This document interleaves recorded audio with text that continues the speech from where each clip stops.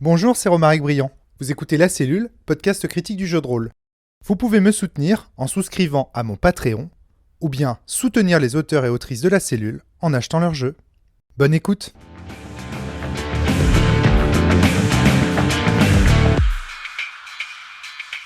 Prends ça. J'ai promis, je vais faire attention au micro cette Oh là fois-ci. là, elle est en train de lire mon truc. Non, j'ai pas lu, j'ai lu maître du jeu, j'ai arrêté. T'es en train de lire mon truc. Elle a lu mon truc. Ah oui, c'est ton truc, mais faut pas le laisser traîner partout non plus. On laisse pas traîner un truc, Romaric. Traîner mon truc partout. Eh ben oui. Alors, bonjour à toutes et à tous et bienvenue sur le podcast hebdomadaire de La Cellule. Aujourd'hui, je retrouve ma team de choc et mon accent belge apparemment. C'est très étonnant. Je suis avec Flavie. Flavie, ça va la pêche? Ouais, la pêche. Avec Géraldine. Salut. Avec François. Hello. Et avec Valentin. Hello, hello, hello. Ça va la banane. Impeccable. Et c'est toi, Valentin, qui nous a ramené ce jeu formidable. Mais tu C'est me l'as ça. donné à Ouais. maîtriser. Et c'est ça qui est beau. Exactement, Hein, ça me fait plaisir. C'est beau, plaisir d'offrir, je vais de recevoir. Ouais, j'ai vu Apérol, je me suis dit allez. Et alors, on n'a pas entendu la bière s'ouvrir, donc nous allons l'ouvrir. Oh la vache. Alors là, c'est Ah. plus que de la stéréo. Ça m'a fait quelque chose. 3 micros. de l'ASMR. Quelqu'un met son micro devant, met son micro. Oh là là. Oh, oh, Oh la mousse, oh la mousse. ah, c'est incroyable. Et oui, une équipe de choc, bien sûr, parce qu'aujourd'hui, on va tester l'apérole. L'apérole, donc, qui est Alors un... moi j'ai une Belgique. théorie La rien que Belgique, sur le l'apéro, sud-ouest. sur le nom Alors, apérole, d'accord, ouais. c'est que c'est un jeu, faut être bourré. Oui, alors, Donc du coup j'ai prévu la bière. Alors précisons qu'on enregistre un lundi soir quand même. Ça va être ça. dur demain. c'est ça. On est à jeun de la semaine, on peut dire ça comme ça. Donc ça va vite monter. Ça va être Donc, horrible. l'apérole. Donc qu'est-ce que c'est que l'apérole ? Eh bien, c'est un jeu qui est publié par Hachette. Hachette qui est connu pour ses nombreuses boîtes d'initiation au jeu de rôle, dont une qui avait été faite par Colline et Simon. Qu'on salue au passage, avec des histoires de pirates et d'aventures fantastiques. Donc, Hachette, notamment à travers la gamme qui est dirigée par un certain Antoine Béon, tiens, dont un nom connu, donc s'intéresse de plus en plus au jeu de rôle et donc propose des petites boîtes d'initiation au jeu de rôle. Et là, l'apérole, ça fait partie de ces fameuses boîtes d'initiation proposées par Hachette au jeu de rôle. Et celle-ci a la particularité d'avoir été rédigée, inventée, créée par... je n'arrive pas à retenir son véritable nom. C'est Thibaut Villanova, mieux connu sous le nom de Gastronogeek. Alors, est-ce que tu connais Gastronogeek ? Ah oui, bien Valentin ? sûr, j'ai fait beaucoup de recettes grâce à ces vidéos Instagram. Mais je ne savais pas du tout Et voilà. qui avait écrit ça. Ok.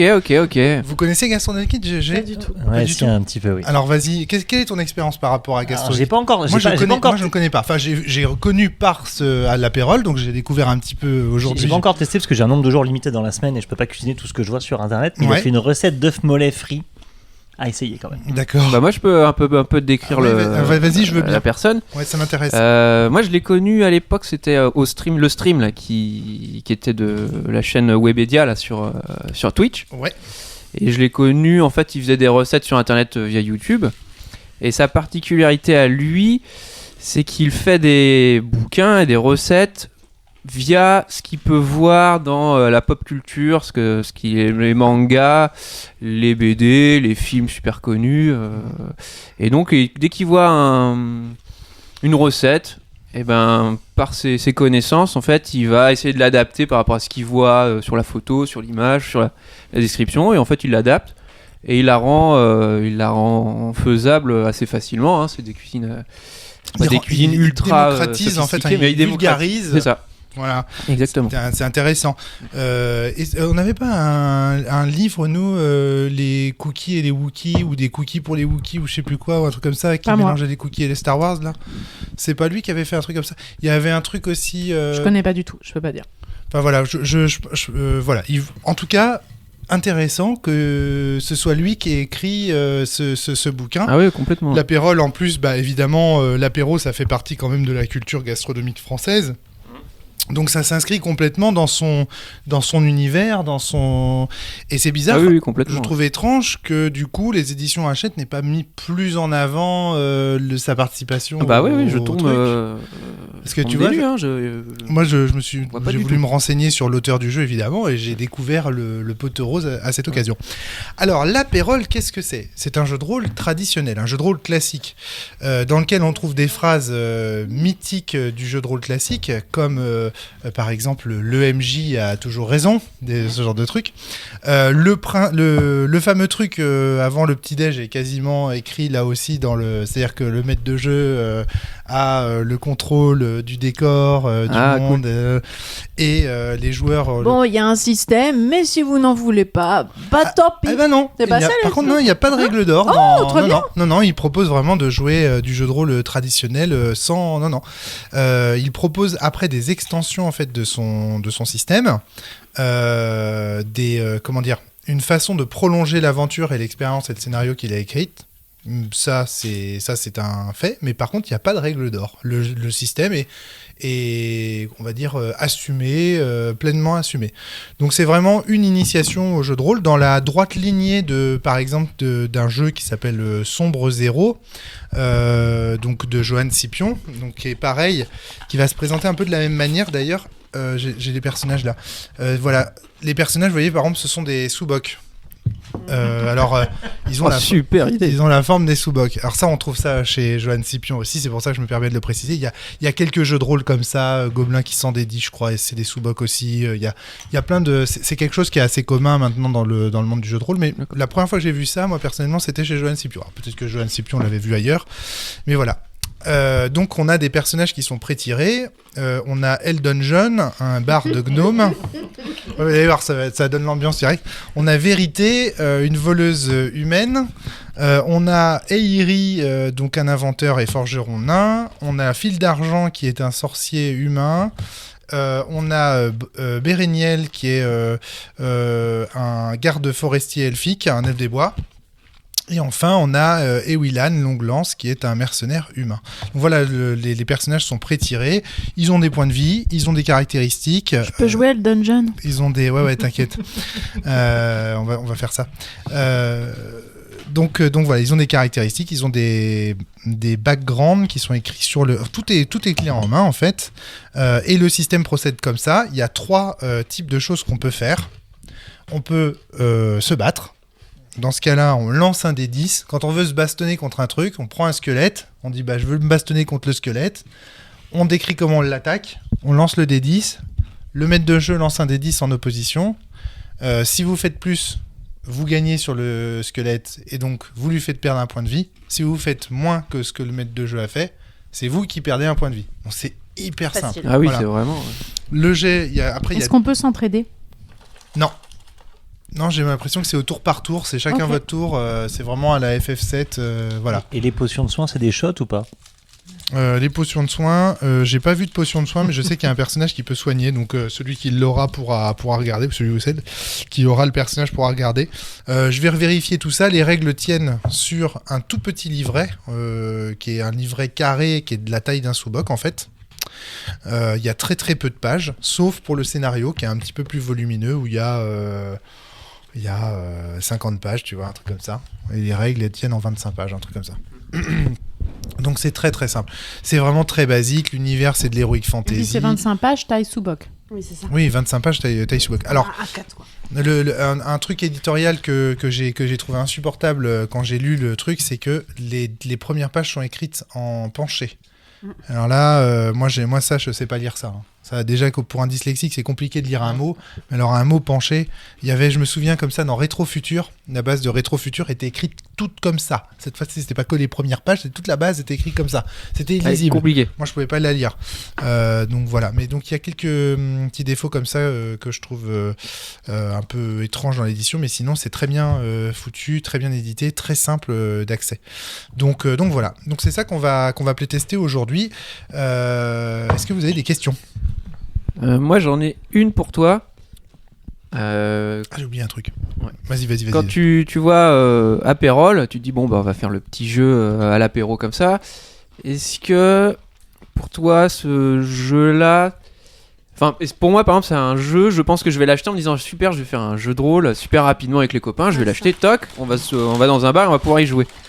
Mais est-ce que, vu la taille quand même du carnet et tout, est-ce que c'est facilement jouable ou il faut quand même un temps nécessaire d'1 à 2 heures pour travailler le jeu ? Alors, c'est compliqué. La première chose qu'il faut dire, c'est que les règles se lisent vraiment en 5 minutes. Ça, c'est évident. Ok. Quand on n'est pas dyslexique et qu'on arrive à lire des trucs en diagonale, enfin en penché, c'est possible. Donc c'est vraiment, ça se lit très très facilement. Ça, c'est un premier élément. Deuxième élément, et il n'y a rien d'original dans ce jeu de rôle.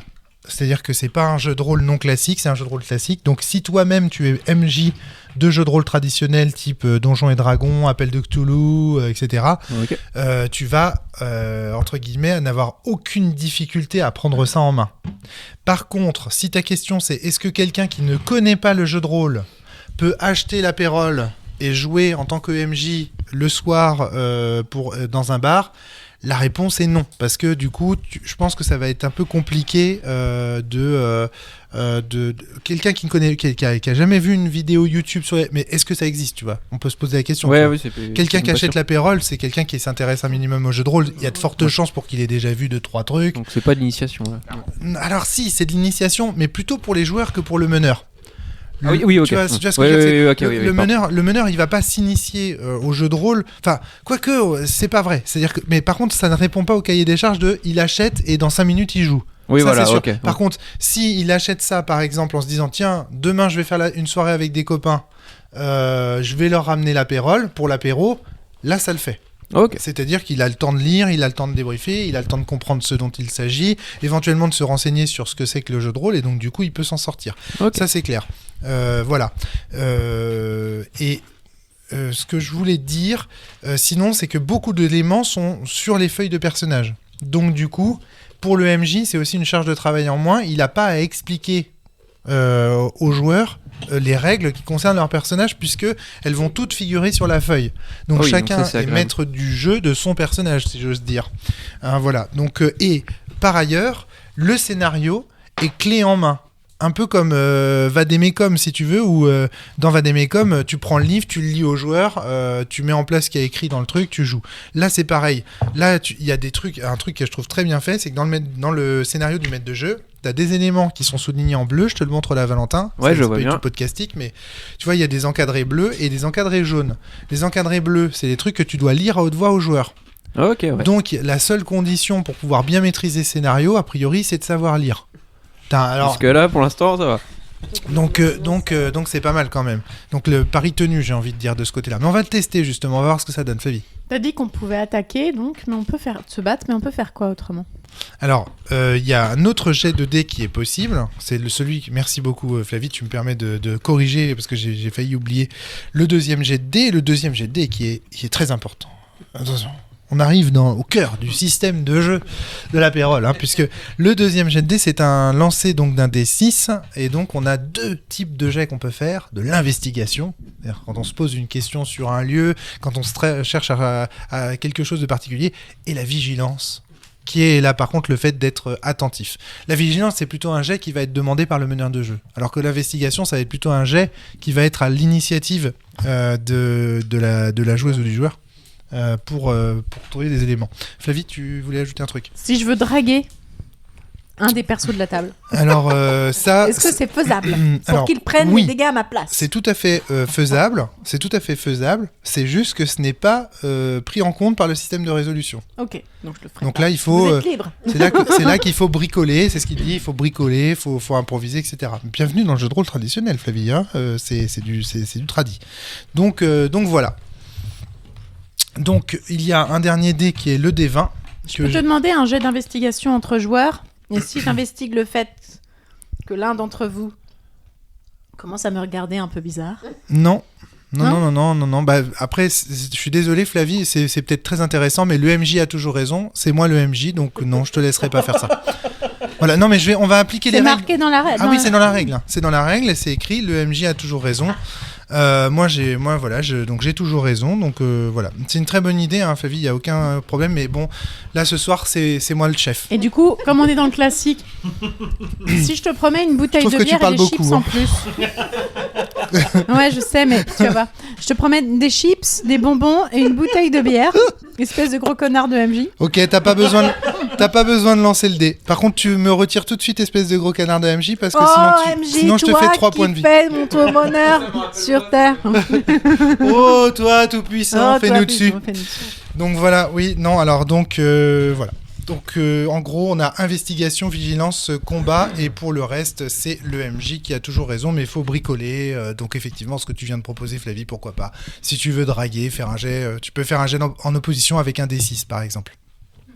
Sachant que donc ça c'est pas J'ai dans la juste base. retenu, on peut bricoler. Voilà, on peut bricoler. Mais Elton attention, le John MJ va a beaucoup toujours raison. bricoler. Voilà. Ah bah de toute façon, tu vas voir, il y a quand même des bonus et tout. Tu vois, il y a des personnages qui ont des bonus, qui ont des objets. Enfin, vous allez découvrir ça en lisant vos feuilles. Voilà. Donc vous voyez, c'était vraiment très très compliqué. Donc voilà. Vous avez d'autres questions peut-être Est-ce que vous avez des questions? Non. Bah, t'as pas précisé qu'il y avait quand même le petit cache Oui, il y a un petit écran, pour lancer effectivement. tes dés. T'as des aides de jeu aussi sous la forme de petits papiers, de petits dépliants. Tu peux montrer, tu vois, bah là vous êtes face à ça, ou tu vois, tu peux montrer Ah oui, des oui, trucs. t'as quand même un peu. Ouais, tu les... C'est cool. Voilà, pour se aider à la représenter. représentation. Exactement. Et donc je les ai photocopiés en plus pour pouvoir donner les aides de jeu parce que j'ai bien fait ça. Quel formidable MJ. Ah ouais, je suis incroyable. Tu vas voir. Tu es génial. Et je vais même te mettre de la musique d'ambiance parce qu'on a la chance ce soir d'être à l'apéro, mais François, MJ, il est trop lèche-cul du MJ. C'est moi qui ai commencé. Ouais, mais moi j'ai plus 3 points de vie. Et voilà. Donc ouais, parce qu'on a la Tu chance veux un d'être à peu la de chips cellule ce soir. Il y avait, tu vois, il y a la bourgeoisie puis il y a la cellule, quoi. C'est le niveau au-dessus.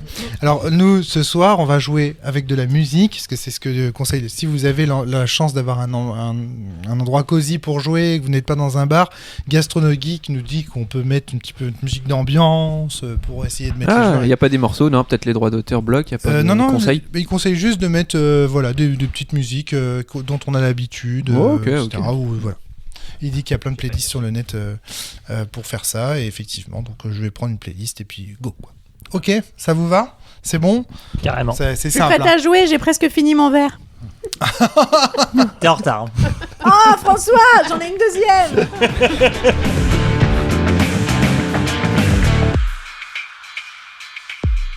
On lance le micro. Allez.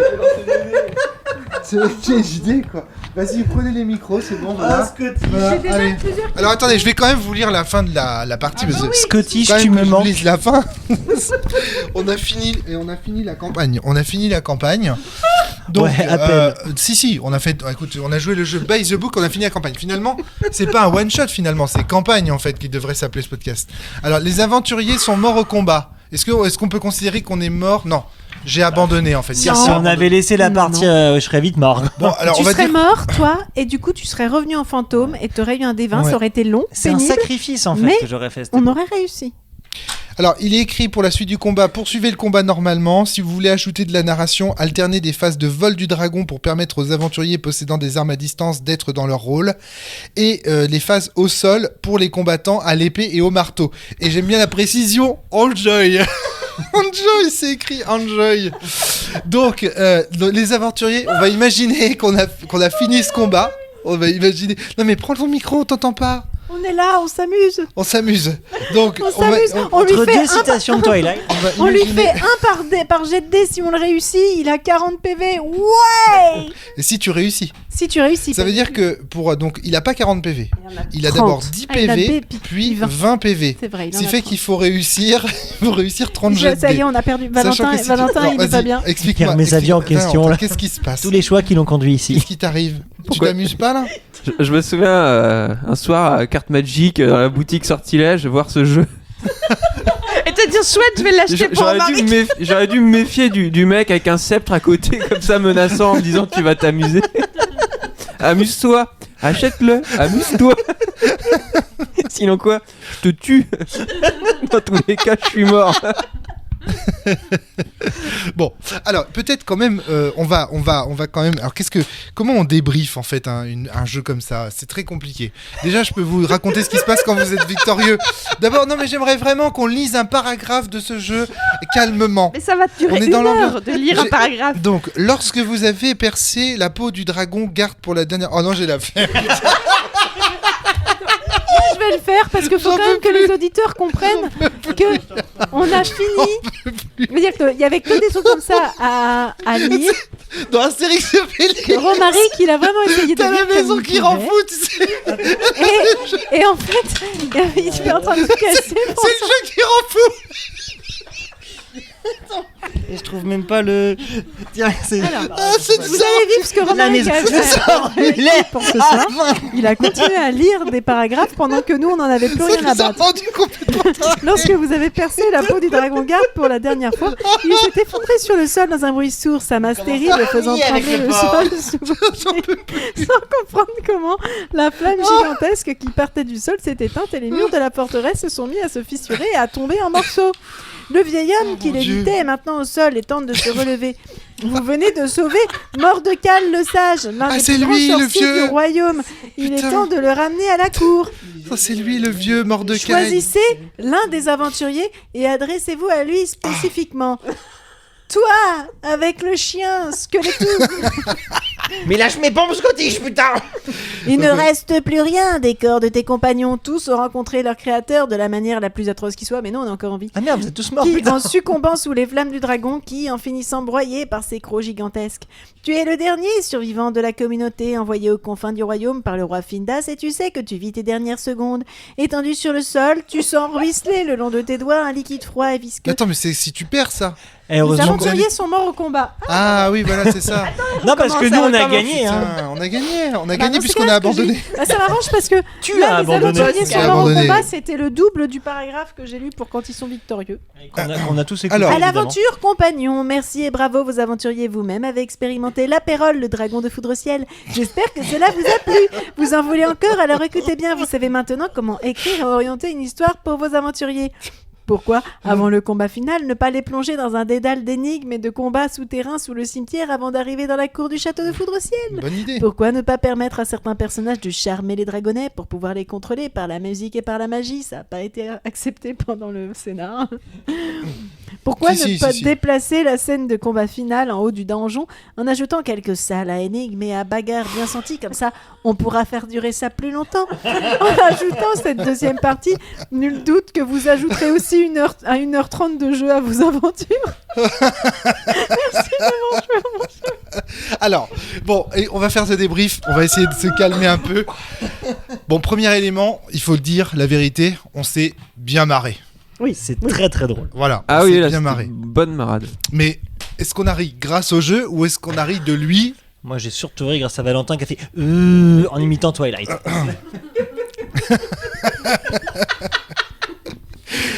Alors, vous aviez fait un petit bingo, on avait fait un petit bingo de qu'est-ce qu'on allait trouver dans la partie. Donc, Valentin, t'avais mis quoi? T'avais mis qu'on allait trouver quoi? Ah, je me suis trompé, j'avais mis quelqu'un qui a disparu. Ah, pas loin, parce qu'il y avait Mordecai qui avait disparu finalement. Donc, tu peux le cocher. c'est bon. Ouais. Et Euh, d'ailleurs, il y a des gens qui avaient disparu au début. C'était dit dans la narration, les gens ont disparu. Si, On si, n'a pas t'as- D'accord, ah oui, donc c'est bon. Ouais, ouais, c'est ok. juste que t'as pas On écouté, n'a pas mais. écouté les paroles. Voilà. C'est- Pourtant, il y a tellement peu de texte. Les trucs, c'était une dissertation, toi. Non, c'est arrêté la marmite qui cuisait dans la cuisine. C'est ça. Ah ouais, vous êtes arrêté à la barbie. Après, vous avez plus jamais écouté les textes que je vous ai narrés. Bah, Valentin, il disait un peu trop de trucs. Pas trop, c'est vrai. D'accord, ok. Trop ri. On a beaucoup ri, mais pendant que tu masterisais. Faut dire D'accord. que Flavie chantait en même temps. Ok. Ouais, mais c'est mon C'est personnage. ton personnage. On va en parler après. Valentin, donc vas-y, continue ton bingo. J'ai mis passage à une taverne, dans une taverne. Bravo, il y avait. Bien joué. Bien joué, bravo. Et alors j'ai mis commence dans un village, mais passage dans un village, mais Bah, le village abandonné. Le village ça abandonné. marche, ça marche, très bien. Après c'était 3, donc j'avais pas rajouté. Très bien. Mais Pas mal. Donc, ouais, pas mal. donc du coup, sur le bingo du scénario de jeu de rôle d'initiation, t'as quand même eu 3 sur 3. Flavie, t'avais mis quoi? Alors moi j'avais mis 4 trucs. Ok, Avant que vas-y. tu dises qu'il y avait que 3. C'est pas grave, 4, ce sera 4 sur Le 4. commanditaire et le méchant. Ah, et ben pour une fois, Bah, c'est pas le cas. Alors ça, c'est une originalité Oui, de ce oui, c'est scénario clair. quand même, il C'est faut le original. souligner. On va combattre un troll. Je suis un peu déçue. Non, on n'a pas C'était combattu des un troll. squelettes. Ouais, c'était des dragons et des squelettes. On passe dans une forêt maléfique et hantée. Là, Ça, c'est tu, bon. tu coches, très Ouais. bien. Et on doit ramener un trésor. On l'a vu, mais on l'a pas eu. Voilà, donc 1 sur 4, on va dire. Parce que c'est pas vraiment ramener un trésor, c'était pas la mission, tu vois. C'était d'éliminer un vilain dans sa tour, dans son donjon. Le bingo du jeu de rôle traditionnel, ma chère Géraldine, t'avais mis quoi? Moi, j'avais marqué chercher un trésor. Chercher un Allez, trésor. Donc, c'était pas bon. Bah, ça dépend. Mais non. Mais non. J'avais marqué se battre contre des mages maléfiques. T'aurais mis trouver un trésor, t'aurais eu bon. Bah, j'ai marqué trouver un trésor. Ah, t'as mis trouver un trésor, ok. Bah, donc là, parce que ça, c'est bon. T'avais mis quoi d'autre, vas-y? Se battre contre des mages maléfiques. On peut pas être plus près de la vérité. C'est toi qui l'as écrit, c'est pas possible. Génial, c'est génial. Ok, donc t'es quand même pas mal. Donc, et le dernier? Se perdre dans une forêt. Putain, mais c'est pas mal, hein, quand même. Franchement, c'est pas mal du tout. Non, c'est pas perdu dans la forêt du coup. Mais t'as C'est pour 3 ça que sur j'ai 3. demandé si. On le a perdu chemin- notre raison dans la forêt. Oh, crois-moi, on aurait pu s'y perdre hein, avec ce qu'avait prévu Romaric. J'avais rien prévu du tout, je n'ai fait que suivre le Moi, j'ai mis scénario. une centaine de cases à cocher. J'ai pas coché. J'ai pas coché. J'ai pas coché. Donc non, mais il y avait une centaine de mais ah oui, ce que j'avais prévu, tu veux dire? Ah oui, mais on va en parler. Ah oui, on va en parler. On va débriefer calmement. Je te jure. À un moment donné, ce podcast. Je me On va faire un Je débrief me- plus calme que la partie.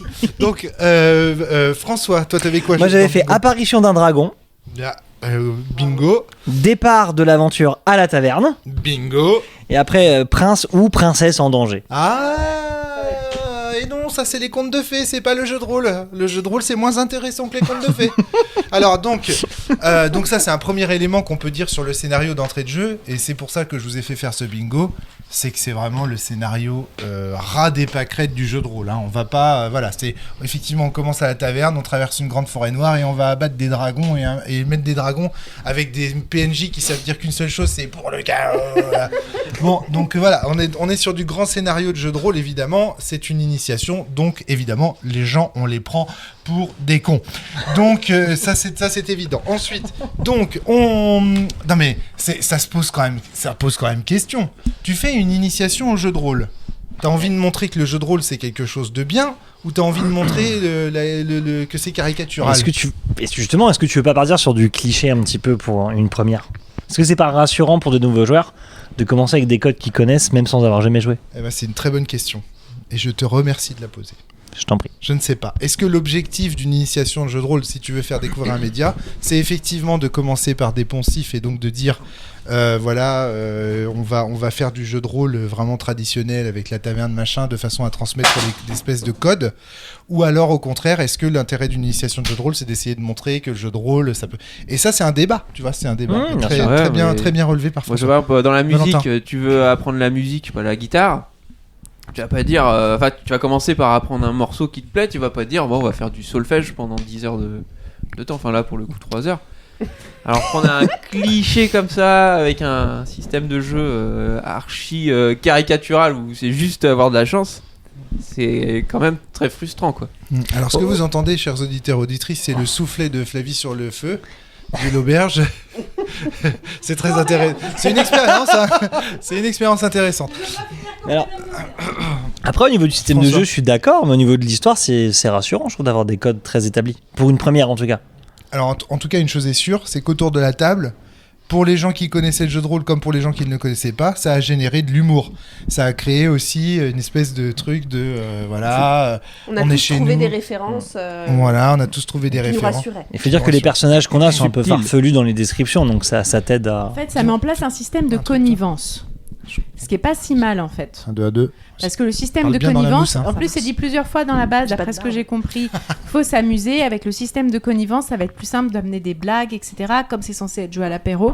Ça pour le coup, ça me choque pas en fait. C'est comme quand je fais un Cthulhu, je sais ce que je vais jouer. Enfin, à un moment quand tu fais un truc qui s'appelle le château de Foudre-Ciel avec un dragon sur la couverture, je m'attendais pas à un truc qui pète trois pattes à un canard. D'accord. Honnêtement, le système de connivence me dérange pas. J'ai plus de questionnements sur le système de jeu. Je pense qu'on va en ramener en fait les personnages jouent beaucoup sur ce système de connivence. Notamment, moi, c'était je pense le plus caricatural, mais Alors, c'était quoi ton mon personnage? personnage, c'était une sorte de farfadet, pour ceux qui ont vu Agone, qu'on lu Agone, le farfadet des villes. Hein, Le barde, en fait. le barde qui détrousse les gens, un méga pickpocket. Et en fait, il a un super pouvoir quand une fois par partie, il peut faire le chant des merveilles. Et quand il fait ça, du coup, il chante et il donne soit plus 2 au jet des autres joueurs, soit plus 2 points de vie en cas de blessure. Ouais. Il a des choses par contre qui sont précisées à côté, alors qui sont assez claires pour certaines. Le flutio sarbacane, t'as la flûte et c'est une sarbacane. La bourse sans fond, bon Hermione coucou. La lyre arbalète, c'est une lyre et c'est une arbalète. Les lunettes de la lune, par contre, il n'y a rien qui est prévu, donc moi j'ai beaucoup brodé dessus. Ça, pourquoi pas, moi sur mon personnage, il y avait marqué en gros que si je voulais le jouer, il fallait jamais arrêter de chanter ou de rimer et que Intéressant. Donc en fait, t'as joué mais By the j'ai Book. joué By the Book, c'est pour ça que j'ai passé ma partie à chanter en fait. Si vous voulez vraiment interpréter El Dungeon au mieux de sa forme, tournez vos compagnons d'Hérisson, chantez leurs louanges et leurs mésaventures. Ouais. Il ne cesse jamais de chanter ou de rimer. C'est pour ça, moi j'ai Ok, fait ok, ça. ok. J'étais un peu pénible, mais Oui, parce que par contre pour le MJ c'est super pénible. Oui. Parce que du coup moi quand j'essaye d'imposer... Enfin, alors déjà premièrement on s'est mis bien. C'est-à-dire que j'ai fait les photocopies des aides de jeu. J'ai mis une musique d'ambiance plutôt dark. Qu'on n'a pour- absolument pas entendu. Qu'on n'a pas entendu mais qui était quand même là. Au début elle était là, elle a mis de l'ambiance. Mais j'ai lu tous les textes qu'on m'a demandé de lire, j'ai fait tout bien comme il fallait, et j'y ai mis du cœur, j'ai mis du cœur à l'ouvrage, vous pouvez pas dire le contraire. Ah, ça a été je un veux dire, super Très MJ. clair. Ah ouais, c'était- impeccable, c'était très génial. autoritaire en plus. Ouais, nickel. Alors, effectivement, Valentin fait une référence au fait que dans la base, c'est écrit que le MJ a toujours raison, et donc pour rigoler à plusieurs reprises, j'ai dit ça alors que je disais de la merde. Voilà, mais oui, effectivement, mais ça c'était pour vous faire rire, c'est pour te faire rire, bien sûr. Mais oui, effectivement, tu vois, j'ai vraiment voulu mettre l'ambiance. Je n'ai jamais réussi à le faire. Parce que quand je lisais, vous vous ennuyez, ou que Flavie faisait du bazar avec son personnage, voilà. Donc ça c'est un premier élément, c'est que côté ambiance, alors que pourtant j'avais mis tous les trucs de mon côté, Et le niveau sonore, j'ai l'impression qu'on n'a pas. Enfin, c'était on a 50 crié. décibels au-dessus en fait. Quand tu lisais, t'es obligé de brailler. tellement Pour le coup, on était vraiment à l'apérole. Ah oui. C'est ça. ça, On c'est a été On n'a jamais un- quitté la taverne. on a été indisciplinés, mais voilà, on était dans le jeu, nous. Oui, c'est ça. Nous, quand t'annonçais que la marmite était tombée au sol, on a été dévastés. alors moi Le c'est pauvre un ragoût, vrai- quoi. moi, Alors, le vrai oui. questionnement, alors on reparlera du système. Le premier questionnement que moi j'ai sur ce jeu, c'est la place du MJ en fait. En fait, je pense que souvent on dit dans le classique, c'est le MJ qui s'amuse et les joueurs qui s'emmerdent. Et je pense qu'à ce jeu-là, on a trouvé le contre-exemple, c'est-à-dire que là c'est les joueurs qui s'amusent et le MJ qui s'emmerde. Sauf que le MJ c'est un joueur comme les autres en fait. En plus c'est lui qui prépare la partie. Et donc en fait, il doit lire By the Book, il doit juste lancer des dés en réaction au jet de dés des joueurs autour. Donc en fait, il n'a aucune agentivité, à part le fait de jouer les personnages qui font « Ah, le chaos, le chaos !» Et du coup, ça me pose vraiment question sur la place du MJ.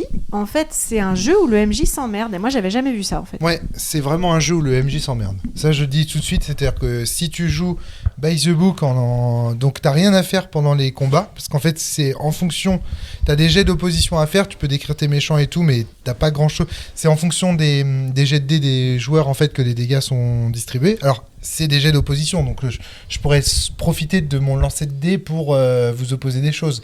Mais même, par exemple, qu'est-ce que c'est l'opposition à la vigilance, par exemple ? C'est, par exemple, est-ce que c'est les choses mises en place par les méchants pour échapper à vos aptitudes en observation ou analyse, je sais pas comment dire. À quoi ça correspond ce jet ? Je sais pas.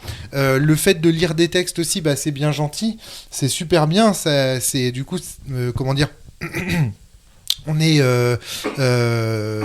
guidé, ça c'est clair, on n'a rien à inventer, à créer, mais en même temps, bah, on n'arrive pas à s'imposer. Moi, j'arrivais à aucun moment, je suis pas même si j'ai essayé d'être un narrateur et tout ça, je ne pouvais pas m'imposer face à 4 joueurs qui ont envie de discuter et de jouer entre eux, ce qui est bien normal. Donc ça, c'était très compliqué. Ouais, et puis en fait, on a déjà fait des jeux de rôle où on peut lire en fait les réponses aux joueurs, etc. Mais souvent, dans les parties, dans ce type de jeu, en fait, dans les parties, des moments en fait où il va y avoir des combats ou des choses à résoudre, etc. Le MJ a beaucoup de choses à faire. Donc en fait, souvent, en fait, on met en place ce type de choses dans les jeux de rôle pour soulager le MJ, parce que du coup, il va avoir beaucoup de choses à gérer à côté. Donc, pour éviter qu'il ait à réfléchir en fait à ce qu'il va avoir à faire, on lui met des choses à lire. Sauf que là, en fait, il n'a rien à faire à côté. Donc, on le soulage d'un poids, alors que c'est le moment où le MJ, il aurait pu s'amuser en fait. Donc, c'est un peu je me suis dommage. beaucoup amusé quand même, malgré tout. En fait, je me suis amusé à vous amuser, en fait. C'était ça mon rôle de MJ et d'animateur. J'étais là pour faire le guignol, justement, profiter. En fait, j'ai joué à ce jeu comme on joue à Cthulhu, en me moquant en fait du jeu de rôle traditionnel et du jeu de rôle classique. Là, c'est ce qu'on a fait pendant la partie. C'est ça qu'on a fait.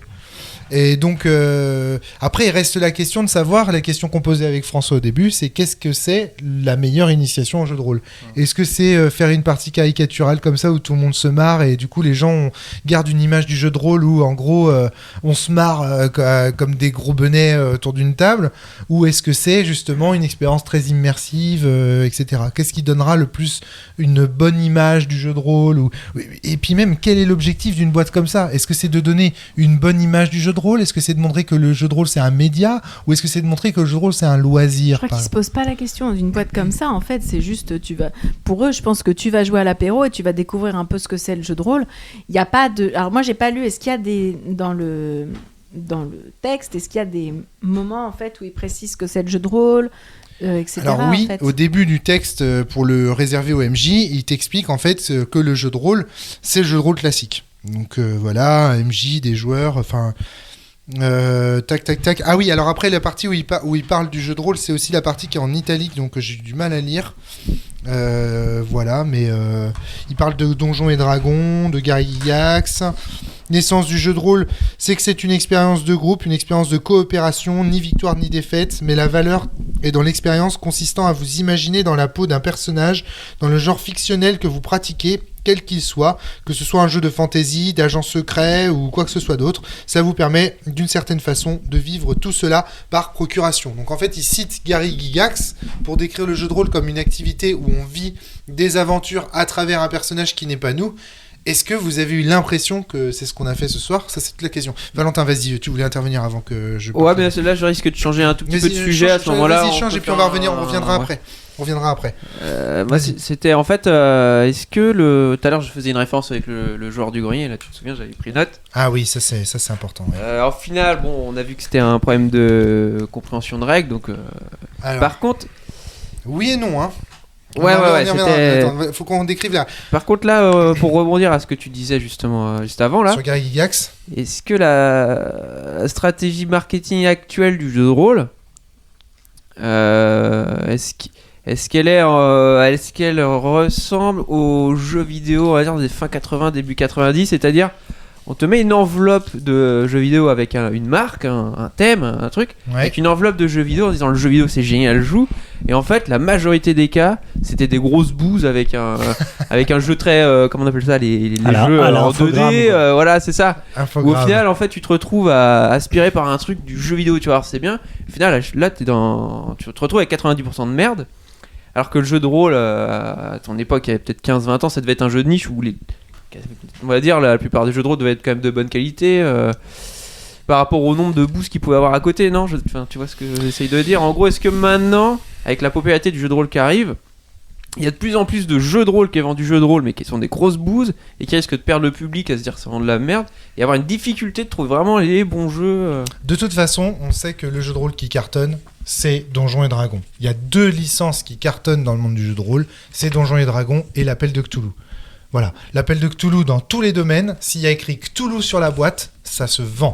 Tous les éditeurs de jeux de livres pourront vous le dire, s'il y a écrit Cthulhu sur la boîte, ça se vend, que ce soit un jeu de cartes, un jeu de société, un jeu de rôle, s'il y a écrit Cthulhu, ça va se vendre. Et de la même manière, dans le monde du jeu de rôle, c'est Donjons et Dragons, la boîte Afrique, donc voilà.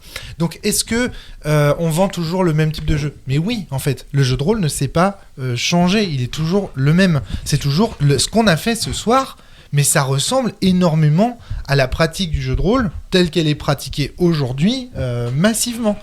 Ça le jeu de rôle tel qu'il est pratiqué. Et donc voilà, donc ça c'est en cela, si l'objectif de cette boîte c'est de montrer quelle est la pratique majoritaire du jeu de rôle, eh bien cette boîte le fait très bien. Et là encore une fois, il faut se poser la question, est-ce que le jeu de rôle c'est un loisir ou est-ce que c'est un média ? Si c'est un loisir, alors dans ce cas, le fait de rire des poncifs comme on l'a fait, de célébrer en fait la taverne, la forêt, les morts-vivants, les elfes, les nains, et de continuer dans cette caricature-là, et d'en rire comme on l'a fait là à travers c'était très réussi là pour ça, ouais. Voilà, il y a quelque chose de fondamentalement réussi. Si l'objectif c'est de montrer que le jeu de rôle est un loisir, c'est réussi. Maintenant, si l'objectif c'est de montrer que le jeu de rôle est un média qui a des vertus. Par exemple, quand tu prends le joueur du grenier dans Aventure, quand il présente le jeu de rôle, il dit deux choses. Il dit d'abord ce qu'est le jeu de rôle, où il présente le fameux truc impossible avant le petit-déj, mais il dit aussi le jeu de rôle c'est quelque chose de formidable. C'est quelque chose de formidable qui m'a permis de m'émanciper, qui m'a appris plein de choses, qui m'a appris à faire des choses avec les autres, etc. Dans ce cas, là, il vire et il passe en mode média quelque part, tu vois. Encore que du loisir, on peut passer au média. Mais on voit bien ici que l'objectif c'est d'abord de montrer l'aspect loisir du jeu de rôle, le fait que ce soit un truc pour rigoler avec ses potes. Et maintenant, on peut quand même se poser la question, le système de jeu, et parler du système de jeu. Et moi, c'est ça le problème, c'est que qui veut décrire comment on joue à ce jeu ? Je veux bien. Vas-y, Fly. En gros, le MJ lit un paragraphe qui explique ce qui se passe, très long avec beaucoup de détails qui ne sont pas forcément... Ouais, immersif. Est-ce que c'est vraiment immersif de savoir qu'il y a deux meufs dans la cuisine qui sont en train de touiller les marmites pendant qu'il y a le gars qui est au bar et il y a une serveuse. Merci d'ailleurs au passage pour le sexisme. Et en fait, si je peux pas interagir avec lui, est-ce que c'est intéressant ? Parce que moi j'ai eu des problèmes comme ça pendant le scénar, des moments où par exemple, Rome pose une aide de jeu avec deux personnes qui nous regardent au fond. Donc j'y vais pour offrir... attention à vos micros, les filles. Oui. Tenez-les bien. Voilà. Donc j'y vais pour... ils ont l'air patibulaires. Moi, je suis un peu genre, oh, c'est cool, on va y aller. Je vais pour leur adresser la parole et pour leur offrir des pintes. Ouais. Mais c'est pas prévu comme ça. Donc du coup là impossible d'interagir parce qu'en fait ils étaient pas là pour ça, ils étaient là pour crier KO et détruire tout le monde. Alors c'est pas ça, c'est que à partir du moment où ils sont détectés et où vous allez vers eux, ça déclenche le combat. Seulement ce qu'il faut savoir c'est que avant ça, je vous ai demandé qu'est-ce que vous faites et du coup là vous aviez l'occasion de discuter avec la serveuse, avec le serveur, de faire du roleplay, etc. Et vous ne l'avez pas fait, vous avez foncé vers le combat. Mais vous pouviez le faire. Et d'ailleurs dans la base, il est prévu en fait des choses si vous parlez à la serveuse, si vous parlez au propriétaire de l'auberge, etc. Et donc pour chacun, il y a des interactions possibles avec des trucs. Okay. Voilà. Après, ça apporte pas grand-chose. Ils te disent que la forêt est dangereuse, qu'on y a vu des morts-vivants. Voilà, des trucs comme ça. Si ça la discussion de PNJ, quoi. La discussion. Mais c'est vrai que tu contredis un poil ce que j'allais dire, c'est que je trouve qu'en dehors des combats, on n'a pas grand-chose à faire en fait. Tu vois, on a quand même des personnages qui ont des capacités rigolotes.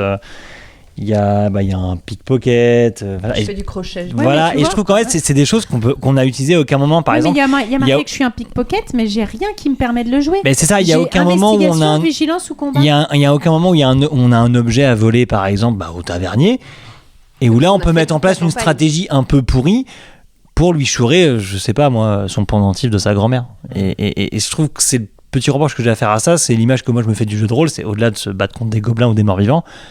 C'est d'aller chourer la cruche en cristal sur la commode du tavernier. Et il n'y a aucun moment où on a eu ces opportunités-là. On a eu 3 interactions, c'est de se battre contre des mecs en capuche, se battre contre des dragons et après se battre contre Palpatine. Et là, tu vois, c'est pour continuer. Du coup, après qu'il ait lu les paragraphes, généralement, il y a une scène qui se démarre. Et donc là, on doit faire des jets. Voilà, soit avec du D6, soit avec des D10 pour le combat, avec plus ou moins de bonus. Et une fois qu'on a notre résultat, en fait, le MJ lance un dé en retour, et s'il fait moins, on a gagné. S'il fait plus, on a perdu. Le vrai problème que je vois, moi, c'est perdu un point de vie. Et moi, si tu perds un point de vie, et si tu gagnes, c'est moi qui perds un point de vie. Voilà, sur le principe, c'est assez simple. Le problème, c'est qu'on n'a que investigation, vigilance et combat. À partir de là, ce ne sont que des choses pour le combat, quasiment. Bah oui. Même la vigilance, je veux dire, l'investigation, super, on va chercher un peu, mais on va chercher quoi ? On est censé chercher des choses, mais ça ne nous permet pas d'entrer en interaction, de faire grand-chose. Donc du coup, Géraldine, qui était la reine du crime, elle avait rien à faire, parce qu'en plus... Je suis désolée, mais ton personnage, en fait, il m'a fait cruellement penser à quand j'ai démarré le jeu de rôle. Comment ça faire maintenant ? En fait, le personnage féminin, c'était toujours une meuf. Sur le principe, ça allait être cool, mais il n'y avait rien sur sa fiche qui permettait de la jouer, donc c'était juste une putain de cruche, quoi. Et là, vraiment, désolée pour le gros mot. Et là, vraiment, ça m'a fait penser à ça. C'est-à-dire, c'est censé être la reine du crime, et sur sa fiche, elle fait Du crochet. Mais ça peut être pour crocheter les Mais, serrures. je crois que c'est des crochets pour crocheter les serrures, pas pour tricoter. Non, regarde, elle a de tout. Elle peut écrocheter les serrures et faire du crochet. Pour moi, elle peut faire les deux. Ah oui, ben du coup, c'est pas réducteur. tu peux crocheter les Oui, serrures. mais à Mais quel je peux moment crocheter des serrures qu'avec mon super pouvoir, en fait. Oui. Et du coup, une fois qu'il est utilisé... Et à quel moment Ah est-ce oui, qu'on c'est a... pété, effectivement. À quel moment est-ce qu'on pouvait faire ça ? Puisque le seul moment dans le jeu où tu peux on doit crocheter. ouvrir une porte, en fait, c'est un moment qui est scripté et où on a besoin d'un code. Non, tu peux que quand on Ah a oui, il y a le tombeau. méga trésor. Ouais, Oui, mais dans le méga trésor, il est ouvrable que si tu réussis Ouais, c'est et ça. que si Eri réussit. Alors déjà, merci pour les tables où l'un des deux n'est pas pris. Ouais. Hein C'est vrai que c'est un gros Il défaut. faut 2D. Et il faut 2 dés qui réussissent à suivre, sinon c'est raté. Donc, en fait, votre super capacité, elle va servir une fois, si vous avez de la chance. Et à un moment que t'as pas choisi. Exactement. Donc, c'est un peu ballot. En fait, du coup, on se retrouve à... Ouais, j'ai l'impression de jouer à un vieux jeu, tu vois, où ce en que fait, disait on pourrait Valentin. faire plein de trucs super, mais on va le faire en dehors des règles. Du coup, qu'est-ce que ça donne quand tu le fais en dehors des règles ? Du coup, tu ne peux t'appuyer que sur la connivence qu'il y a autour de la table ou que sur un poncif à jouer. Là, on a joué autour de la table le poncif du jeu de rôle un peu caca, où on va rigoler autour de la table pour compenser l'effet caca. Donc du coup, comme en plus, nous, autour de la table, on est un peu rigolard, et ben on s'est Tellement vrai. engouffré dans toutes les goûts, dans tout ce qu'on pouvait faire pour pouvoir rigoler, et nous, ça, on sait très bien faire. Du coup, c'est devenu le chaos. Oui, en effet, mais c'était nous le chaos, en Ouais, fait. C'était vous le chaos, ouais. Donc tu vois, c'est exactement ce que disait Valentin tout à l'heure. En fait, Valentin nous disait, finalement, le jeu de rôle auquel on vient de jouer là, ça ressemble beaucoup aux vieux jeux vidéo dans lesquels tu avais un bouton pour taper et on te tapait et on te promettait de voyager, de faire des tas de trucs, de vivre une aventure, et en fait tout ce que tu faisais c'était des combats, des pex, des pex, etc. Il y a un autre truc aussi que tu as dit, Valentin, à un moment donné, c'est que on est un peu comme dans les jeux que teste le joueur du grenier, dans la mesure où on n'arrête pas de rater ou de se prendre des coups. Alors Oui. faut peut-être qu'on explique le système de combat. Donc Carrément. quand on arrive dans la forêt noire, donc déjà dans le bar, on nous dit il y a 4 encapuchonnés qui se battent. Moi, sur l'écran, il y a écrit les encapuchonnés 6 points de vie. Moi, j'avais compris bêtement que c'était chaque encapuchonné qui avait 6 points de vie. Donc, ça faisait que du coup, pour chaque encapuchonné, il y avait donc ces 12 points de vie. C'était 12, les acolytes. hein. Ouais, mais j'avais compté que en fait, les acolytes étaient... Ah bah donc j'ai raison, donc j'ai eu raison. Donc j'avais raison. Non, si. c'est 12 au total. Au total. Oui, Mais mais on ils avait, disent qu'il y en a compté, deux. on avait compté 48, nous, en tout. Ouais. Ah oui, d'accord, ok. Bah oui. Ah oui, moi j'avais compté 12 pour chaque acolyte. Oui. Oui. Ok, Oui. donc ça, là, je me De suis toute façon, ça planté. doit être- Mais de toute façon, toi, t'en as endormi 2. Oui, Donc au heureusement. final, à la fin, on en a fait 24. Oui, c'est ça, Quand regarde, même, là, ouais. sur ta fiche. T'en Oui, as bien bah, endormi 12, enfin, Voilà. du coup, Et donc on a fait 24 points. Et là, le combat, alors imaginez quand même infliger 24 points de dégâts à des adversaires. Alors là, je me suis planté. Je fais amende honorable, mais déjà même 12 points de vie. C'est hyper Je long. veux dire, déjà faire 12 points de vie à des adversaires dans ce jeu, ça veut dire que... Tu le fais un par un. Oui. C'est ça. Oui. François, donc en plus, Ah zut, j'ai raté. l'ordre des tours de jeu est imposé par les feuilles de perso. Donc là, on avait l'ordre suivant. François joue en premier, puis Géraldine, puis Valentin, puis Flavie. Qu'est-ce qui se passe concrètement ? François fait une description. Il lance un des 10. Moi, en opposition, je lance un des 10. Si le score de François est supérieur à mon lancer, il inflige un dégât. Si mon score est supérieur au sien, c'est moi qui lui inflige un dégât. Donc, autrement dit, dans chaque échange, on a quasiment une chance sur 2, mais un peu plus pour les autres, d'avoir un dégât. Ça veut dire que si on veut infliger 12 dégâts, il faut faire en moyenne 24, entre 20 et 24 tours. Très clairement. Et s'il y a ex-aequo, on n'a toujours pas compris Et ce qui s'il y se a passait. ex-aequo, je sais pas. Je sais pas. Très clairement, Attends. à ce moment-là du jeu, quand Flavie parlait de l'effet caca, c'est à ce moment-là que le caca a heurté le ventilateur. En fait, le truc, c'est que à ce moment-là, déjà, on se dit, ok. Donc, en fait, on a fait ce combat de façon assez épique. On s'est bien marré quand même. On a réussi à tenir le truc. Mais ensuite est arrivée la forêt noire. Non, ensuite est arrivé le moment où tu nous as perdus, en fait. Vas-y. La marmite. La marmite. La marmite. Dans le paragraphe, dans le paragraphe qui suit la bataille, donc ils décrivent dans le paragraphe les gens qui sont morts, et juste après, il y a un très long passage, plus long que sur les gens qui sont morts, sur la marmite qui est renversée par terre, et nous, juste... Ça nous a perdu, on s'est mis à crier non, pas le ragoût, et là c'était fichu Mais en fait. En fait, c'est très drôle parce que quand tu sais que c'est Gastronogeek qui a écrit le scénario, tu comprends pourquoi dans l'auberge il y a monstre détail sur la cuisine, pourquoi c'est décrit et en large, et pourquoi à la fin, alors qu'il y a des cadavres partout, on nous décrit cette marmite étalée. Et là on a envie de dire non, pas la marmite. Il y a un côté vraiment incroyable. Bon trait d'humour pour le coup. C'est bon. Après, c'est très rigolo, effectivement, mais c'est vrai que le paragraphe est quand même très long. C'est quand même un peu ennuyeux, faut le dire. Mais bon, c'est très marrant. Et donc, du coup, on sort de la taverne et là, on fonce vers la forêt noire. Et là, je vois le tour de garde se faire. Je me fais, ok, déjà le tour de garde c'est long, les trucs sont longs, ok. Ensuite, on arrive au squelette, et là je vois 10 squelettes, putain. Il y a Avec 10 quatre squelettes avec 4 points de vie. Et 2 dragonnets. Et 2 dragonnets, ça fait 40 points de vie.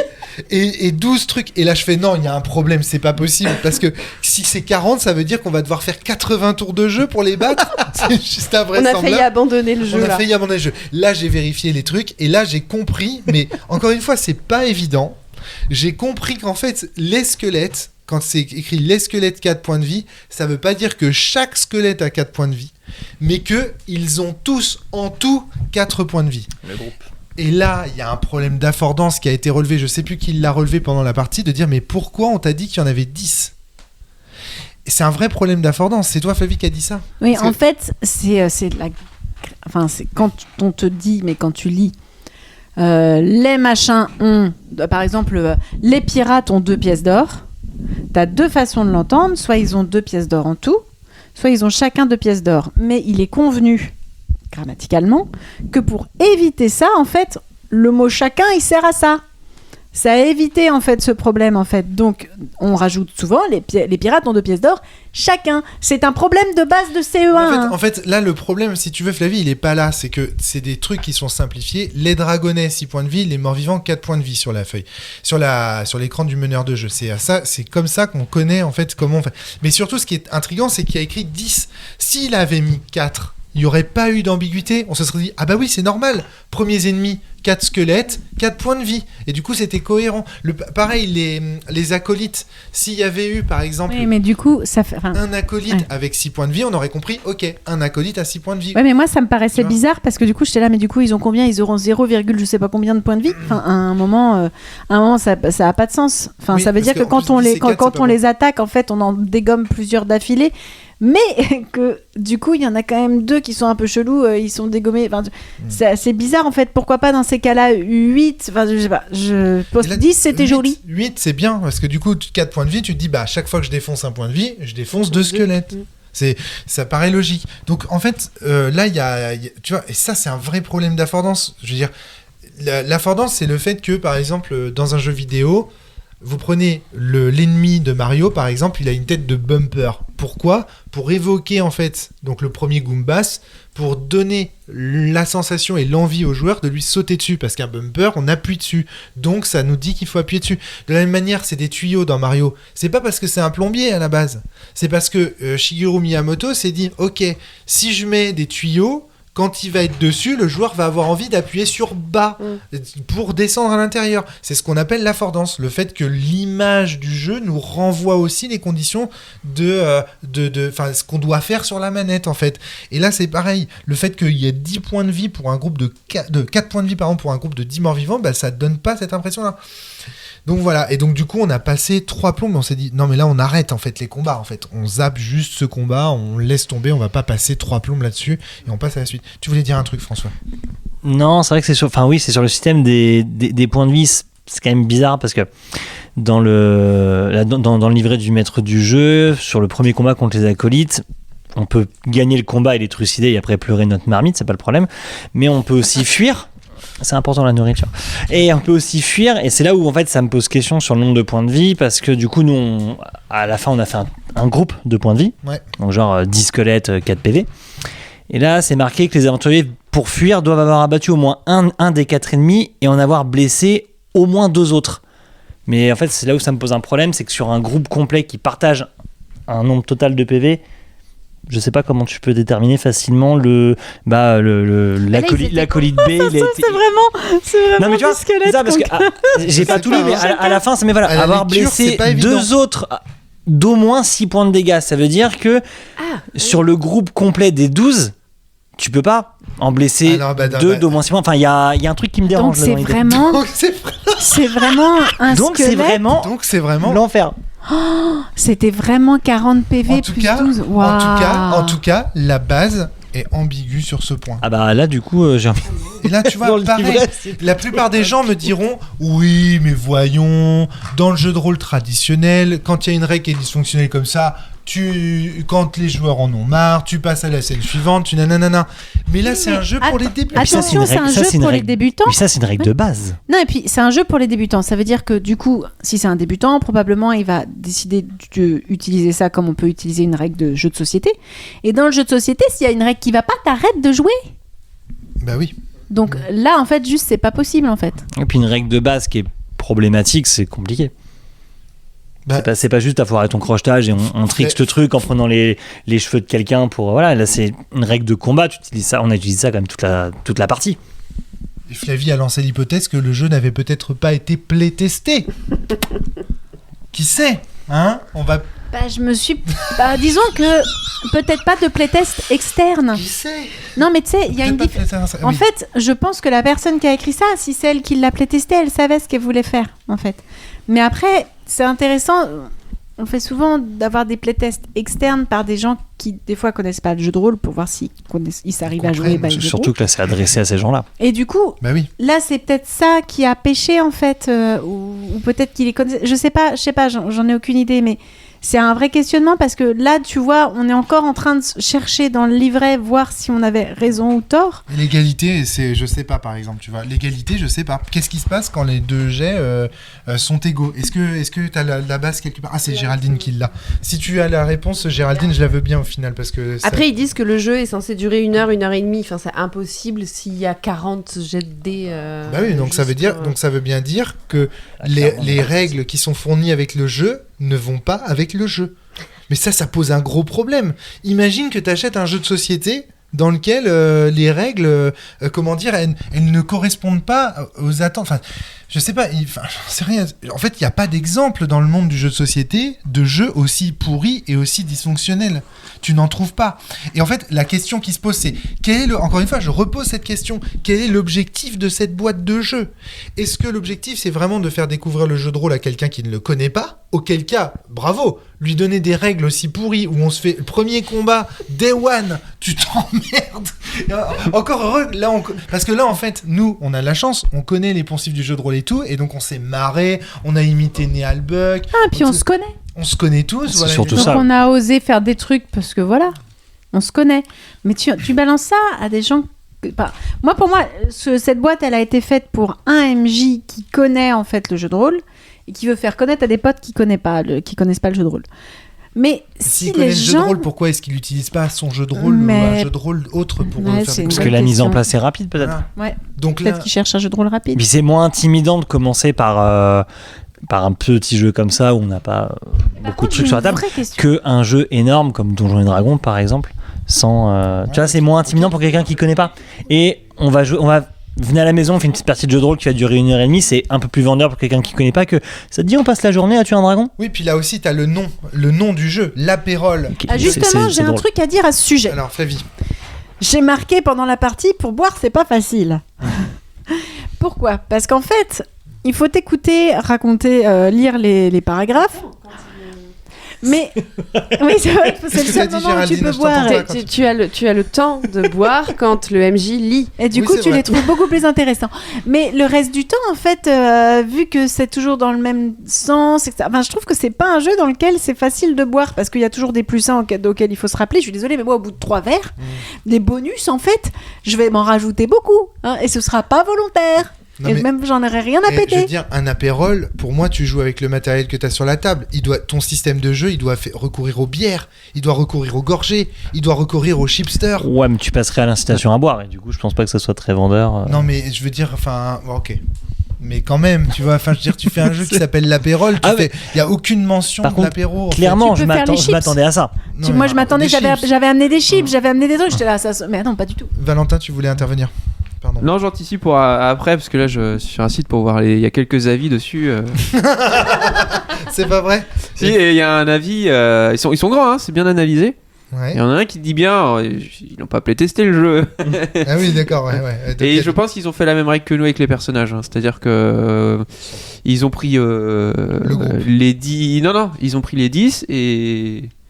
Ils ont fait 10 x 4, quoi. Ouais, voilà, c'est ça. Mais ça paraît logique en même temps, parce que quand t'affrontes un ennemi dans un jeu vidéo, il a 10 points de vie, donc c'est logique, c'est pas ta front. Ça paraît logique. Mais néanmoins, donc pour en revenir à la conversation qu'on avait tout de suite avec Flavie, pour moi, le jeu se vend sur le nom du jeu.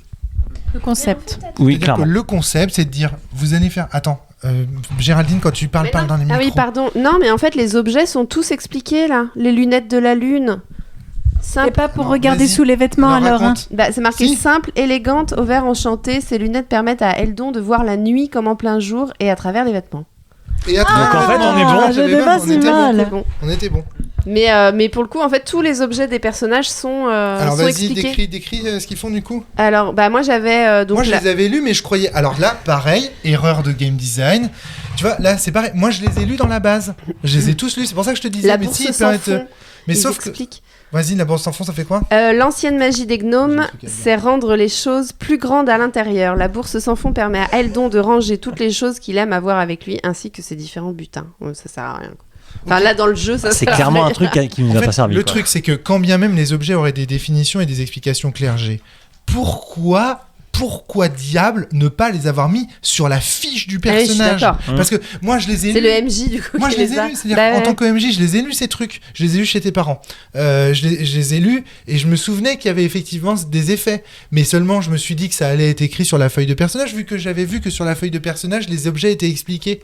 Donc moi je me suis pas posé de questions. Ils sont pas expliqués, ils sont nommés. Ok. Avec une petite image. Moi, je me suis pas posé de questions, je me suis dit et là, tu vois, moi la poudre de sommeil, je l'ai mal utilisée. Au final, c'est une poudre pour que les gens récupèrent c'est un sommeil profond et réparateur. Et ce, en quelques secondes seulement. Donc en fait, c'est pour récupérer des points de vie. Attends. Donc, ton personnage qui est censé être la reine du crime, elle a de la poudre de sommeil pour faire un bon dodo. Elle soigne les gens. Elle fait un bon dodo. Elle est jolie. Elle peut se cacher. Oui. Wouhou, chaleur. Et elle s'est pas fait chier, hein. Mais heureusement qu'elle a rigolé, Géraldine, hein, parce que. Mais elle a bien utilisé sa poudre au final, puisqu'elle s'en est servi sur les acolytes et on a considéré qu'ils s'endormaient. Mais ils étaient pas censés. Comme elle est censée fonctionner quelques secondes, c'est compliqué. Quand ils sont réveillés, ils étaient au top de leur forme. Prêt pour un deuxième round. Génial, prêt pour boire une autre bière. Alors, mais tu vois, donc j'en reviens à cette histoire. Donc d'abord les objets, ok, ça s'est vu. Si vraiment ils avaient un intérêt, il fallait mettre les bonus sur la feuille, comme c'est le cas pour tous les autres objets qui apportent des bonus ou toutes les autres classes. Tout est sur la feuille, donc pourquoi pas les objets? Ça, c'est le premier élément. Deuxième élément, j'en reviens au titre, l'apérole. Ça, c'est hyper important, l'apérole. Parce que pourquoi? Qu'est-ce que vous chuchotez? Je vous entends. Parce qu'en fait, le jeu te vend un désir qui est de transmettre à l'apéro le jeu de rôle aux gens que tu connais. Les jeux apéro, c'est des jeux qui sont facilement accessibles par n'importe qui. En très peu de temps, qui te promettent du fun rapidement. C'est ça un jeu apéro.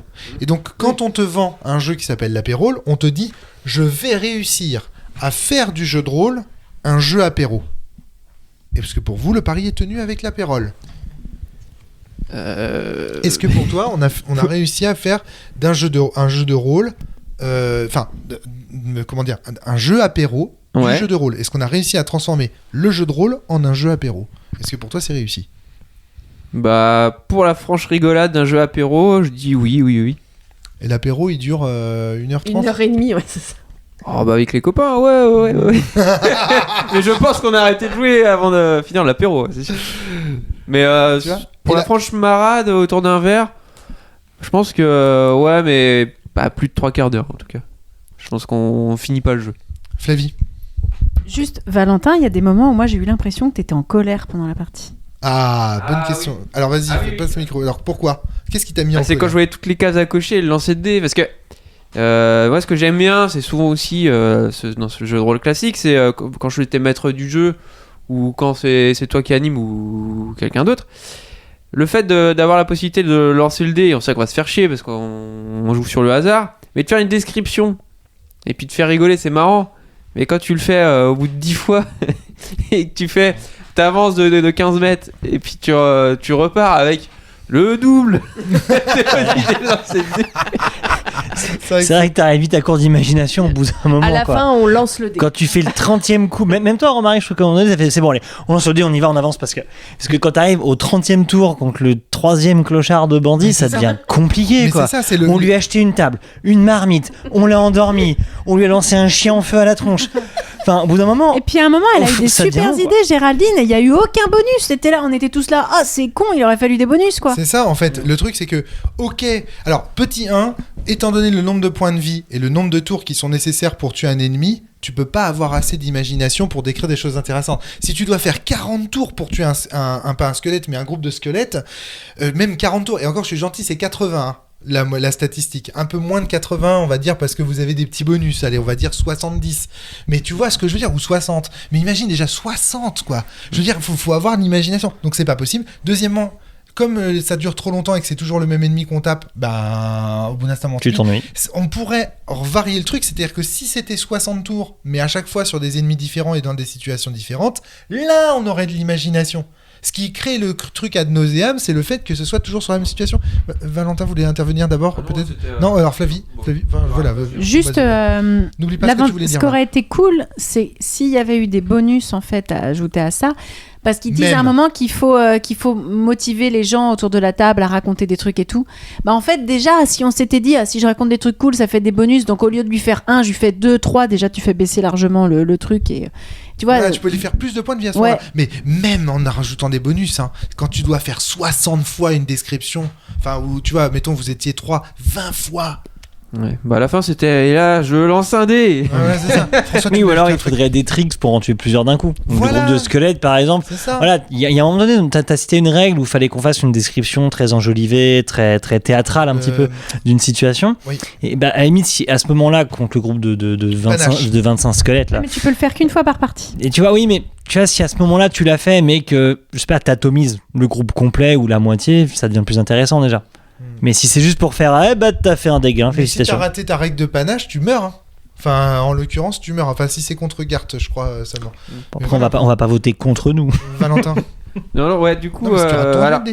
Si tu rates ton jet de défense. Ouais. Oui. Ah oui, non, je pensais que c'était le vote, moi, des. Ah oui, non. Ah oui, peut-être, je sais plus. Vas-y, Valentin. Ouais, du coup, là, j'ai regardé là, pendant 5 minutes là, les avis critiques. Là, il y a une demi-douzaine de personnes qui ont commenté, qui ont fait une belle analyse.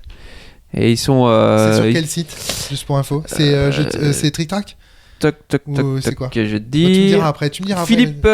Philibert, bien sûr. Ok, ouais, très bien. Référence. Donc clairement, sur la plupart des commentaires, ils sont d'accord que ça n'a pas été playtesté. En fait, ça a été à la fin vite. Ouais. Ils ont souligné toutes les incohérences qu'on a. Ouais. Et qu'est-ce que je voulais dire d'autre là-dessus? On parlait du fait il manque des pouvoirs. Il manque les pouvoirs, en fait, une possibilité, hormis les talents de chacun. Ouais. Il n'y a pas de magie de pouvoir particulier. Se servir des objets pour. Là, tu lèves un bon point. Mon personnage, c'était un mage. C'est marqué sur sa fiche. Il n'y a même pas de magie. Magie blanche, guérison. On sait pas. Bah en fait, le seul truc qui nous a soigné, c'est le jeu quand il dit t'arrives là, bah t'es soigné, c'est bon, t'inquiète. Et Ouais. C'est dommage en fait. Ouais, c'est dommage. Combien vous pensez? Alors j'ai pas le nombre de votants, mais je dirais une toute petite dizaine. Ouais. Une La dizaine de moyenne votants. sur 5 étoiles. Bah, c'est 2. c'est une étoile. Parce qu'on peut pas Non. mettre moins. 2 étoiles, ouais, 2 étoiles. Ah, c'est à 2,8 sur 5. Ah, la Ouais, moitié. c'est parce que tu rigoles bien au final. Ouais, c'est ça. Ouais. Parce que, les Parce gens que tu sont- finis par. C'est le seul truc Non. qu'on s'y retrouve Comme dans faut les faire commentaires, c'est 80 qu'ils 000 sont marrés. tours. ouais, ils sont Mais marrés. c'est pire que Comme faut ça. faire 80 tours, t'es obligé de trouver des situations un peu lunaires et ça devient Et drôle. non, les gens l'ont bien noté parce que c'est du jeu de rôle. C'est tout. Point final. Ce serait un jeu de société qui serait vendu comme ça. Il se serait fait tailler en pièces. C'est juste qu'avec le jeu de rôle, on est gentil. Parce que on est content que Gastronogeek, que le joueur du grenier, que Maxime Chatham, ils parlent du jeu de rôle. Et donc, du coup, on leur donne des bonnes notes. Alors que pourtant, ce qu'ils font, aventure ça, et ben, c'est des D'ailleurs- jeux basiques qui n'apportent rien aux médias. Faut, Voilà. faut qu'on en parle, ouais, de peut-être que. Enfin, J'adore Flavie. tu ajoutes une couleur entre le feu qui fait comme s'il y avait un bruit. Parce que depuis tout à l'heure, le bruit du feu, ça fait comme s'il y avait un parasite dans les micros. C'est formidable. Maintenant, tu fais tomber tous les trucs. Mais tu sais, Désolé ceux qui écoutent avec des écouteurs. C'est pas obligé, hein, le feu, laisse-le, t'inquiète, on va avoir chaud. Tu disais, Valentin. ouais, du coup, oui, quel est le but de Gastronogeek? On ne sait- Enfin, tu me l'as annoncé avant de commencer le jeu, là, à l'intro. Ouais. J'étais pas au courant, mais tu le vois nulle part. C'est même pas vendeur, on le voit pas. Ah, Pourquoi lui demander de faire? Il y a peut-être une raison. C'est son John Smithy game. Ben, c'est Alan Smithy Game. Ah oui, Alors Alan Smithy, on rappelle que c'était donc Ah oui, le j'ai nom pas là. que les réalisateurs. Voilà, le Alan Smithy, c'est le nom que les réalisateurs, enfin, c'est le nom qui est donné au film que les réalisateurs ont renié ou n'ont pas signé. Par exemple, la version de Dune de David Lynch, la version longue de Dune de David Lynch a été faite par, je sais pas d'ailleurs qui l'a faite, mais elle est signée Alan Smithy Game parce que David Lynch a renié cette version. Tu vois, donc c'est les Alan Smithy, c'est des films qu'on... Donc là, la question c'est est-ce que justement il n'a pas voulu apparaître trop visiblement sur ses boîtes parce qu'il savait que c'était pas très vendeur. Moi je pense pas. Pas piqué sur internet, peut-être un scénario qu'il a fait une fois. De toute façon, Parce que je crois il qu'il est anime tellement des jeux. Alors, je voudrais te dire juste un truc, hein, c'est qu'il est tellement neutre que je suis sûr que ChatGPT il fait des meilleurs scénarios que ça. Après, est-ce qu'on Non, mais peut vraiment, vraiment. Est-ce qu'on peut penser qu'il a eu une deadline ultra courte et que C'est possible. n'étant pas satisfait du résultat, il a fait hop hop hop. C'est possible. Après c'est l'apéro, on s'est dit tiens c'est Gastronogeek qui va s'en occuper parce que c'est un jeu apéro, Bah, d'ailleurs, un jeu saucisse. Je sais pas si vous avez vu la polémique récemment, là je sors un tout petit peu du sujet avec un youtubeur jeunesse, là, mince, j'ai plus son nom, où il a sorti un jeu de société. Ah, Michou. Michou, ouais.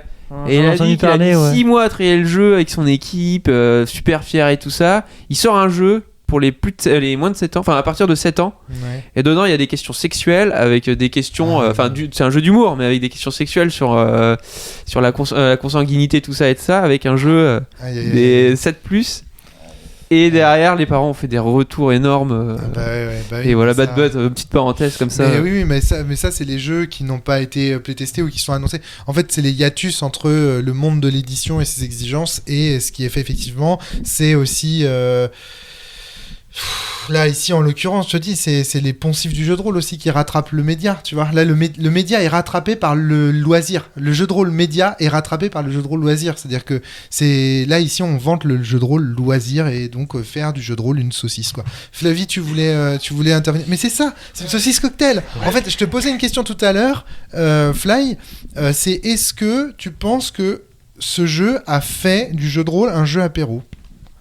Et j'ai pas eu le temps de finir mon tour de table. On a changé de sujet du coup, mais c'était intéressant ce qu'on a dit. Mais Non. Mais non. Non, pour plusieurs raisons. Le jeu de rôle apéro, moi j'aime bien les jeux apéro. Voilà. Je trouve ça marrant, ça permet d'entrer en relation avec des gens, de discuter avec eux. Quand on les connaît pas. Quand on les connaît pas, par exemple. Ouais. Moi je trouve que un jeu comme le jeu de rôle de super-héros que j'avais fait, Super Click, réussit mieux en fait, parce que le système est plus rigolo. On va jouer avec un poncif, mais avec un système qui le soutient. Du coup, on va pas avoir l'impression de jouer contre le jeu, mais on joue avec le jeu. Fiasco. Donc du coup, au lieu de s'unir ensemble contre un truc, parce que du coup on n'a pas le choix, parce que sinon on va passer un moment de merde, en fait, un jeu apéro, il est censé souder, mais souder ensemble, pas contre. Donc souder avec. Et du coup, là pour moi, ce jeu de rôle apéro, il manque en fait sa cible, parce que du coup on s'unit contre quelque chose plutôt que pour passer une bonne soirée. Et ça me pose question en fait, tu vois. Parce que du coup, normalement, le jeu de rôle apéro, il est un peu dans ton petit cœur, genre c'est le petit truc, le petit plaisir un peu caché que t'aimes bien faire, et que tu sors un peu comme un mauvais film avec un beau gosse que tu regardes de temps en temps, et que tu regardes avec ta meilleure pote en disant ouais, c'est le moment où il est torse nu. Voilà. C'est Blanche-Neige et le chasseur, là, je pense. Je sais pas, Non, il est pas torse nu dedans, c'est très décevant. Les Chevaliers du Zodiac, Shiryu, tout ça. Non, c'est pas ça. Je pense à des films bien pires que j'ai regardés avec des copines. Mais non, mais voilà. Et là, tu prends l'apéro, et à chaque fois qu'il est torse nu, tu bois un coup. Enfin, le jeu de rôle apéro, il est censé pouvoir déjà te permettre de boire en riant, limiter un peu l'inhibition, mais pas te faire trop boire non plus. Il est censé te permettre de pouvoir jouer avec la chips, de pouvoir faire des choses comme ça, et en fait créer une ambiance qui va continuer dans la soirée. Là, en fait, ce qui me gêne, c'est qu'à la fin, on a regardé ce qu'il fallait faire, on était censé, du coup, on s'est dit, la seule façon de réussir, c'est de buter le perso de François, pour qu'il soit imbutable après et qu'on bute Garth. Ça c'est pareil, Garth il est infernal. Alors déjà, merci, mais c'est 1h30, un jeu de rôle apéro pour moi c'est 20 minutes, parce que si tu meurs au début du scénar, en fait tu fais quoi après ? Et c'est possible de mourir au début. Et puis ensuite, si c'est vraiment un jeu apéro, on s'unit pas pour buter quelqu'un à la table en fait. On s'unit tous pour pouvoir buter le monstre. Ah, parce que là, t'as buté François à la fin. Oui, oui, parce que c'était plus le simple. projet. Il était consentant. Pourquoi Il pouvait pas se suicider, sinon ça marchait pas son pouvoir. Parce que mon perso, quand il mourait, il devenait un esprit qui ne pouvait plus mourir. Alors c'est peut-être là, un des 20. c'est ça, contre les boss. Et c'est avec peut-être un là des qu'ils avouent eux-mêmes que leur jeu est trop dur. Obligé de rentrer un perso imbutable pour pouvoir gagner la partie, c'est peut-être un aveu de faiblesse aussi. Éclate à la fin. Tu lances un dé, toi tu perds pas de points de vie, et puis une chance sur deux de gagner. Bah en fait, alors, c'est. Sur 30 points de vie. Attends, on Allez, est.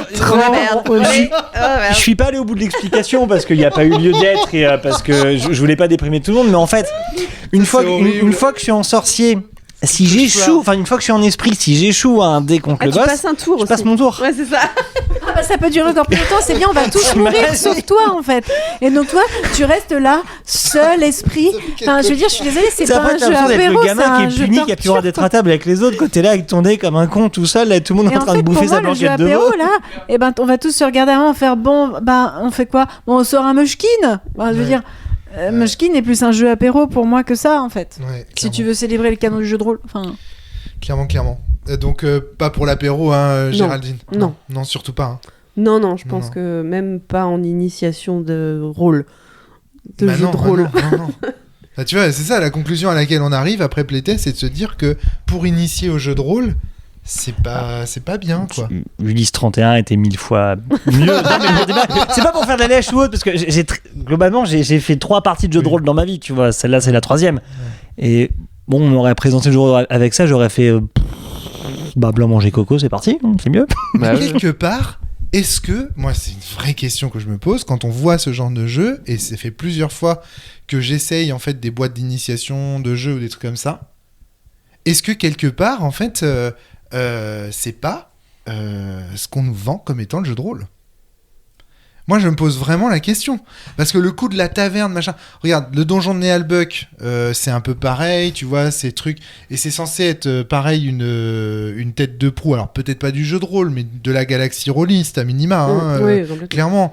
Les initiations à Donjons et Dragons, Héros et Dragons et compagnie, les scénarios, c'est souvent des trucs comme ça. C'est vous devez garder... Alors, moi, j'avais vous devez garder une charrette et en fait, sur la route, vous allez tomber dans une embuscade, tu vois. Ça, c'est des trucs classiques. Ouais, mais tu vois, pour le même temps de jeu, je trouve qu'on s'est plus amusé à Mini Rogue.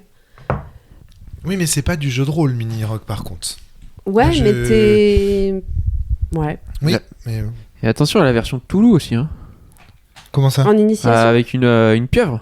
L'apérole en Ah version- ouais, c'est pas le seul qui a été fait. Oh là là. Et ben, on sait ce qu'on joue le mois prochain. Ouais, y a pas de problème, hein, je vais servir le prochain, la prochaine. Non, mais c'est quoi ce délire? Mais j'espère qu'il est mieux, hein, parce que franchement, celui-là, c'est quand même carrément une bouse. Bah, quoi. ça se trouve, ça serait exactement le même C'est ce mode qui- de jeu. Ils auront juste changé le lore. On va le remettre dans sa boîte, tout en état, tout ça. On va sortir avec une grande cape, un chapeau, on va croiser quelqu'un, fait tiens, le jeu de rôle.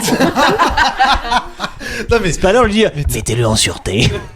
Mais est-il caché? Est-il en sûreté? C'est comme Gandalf, tu sais.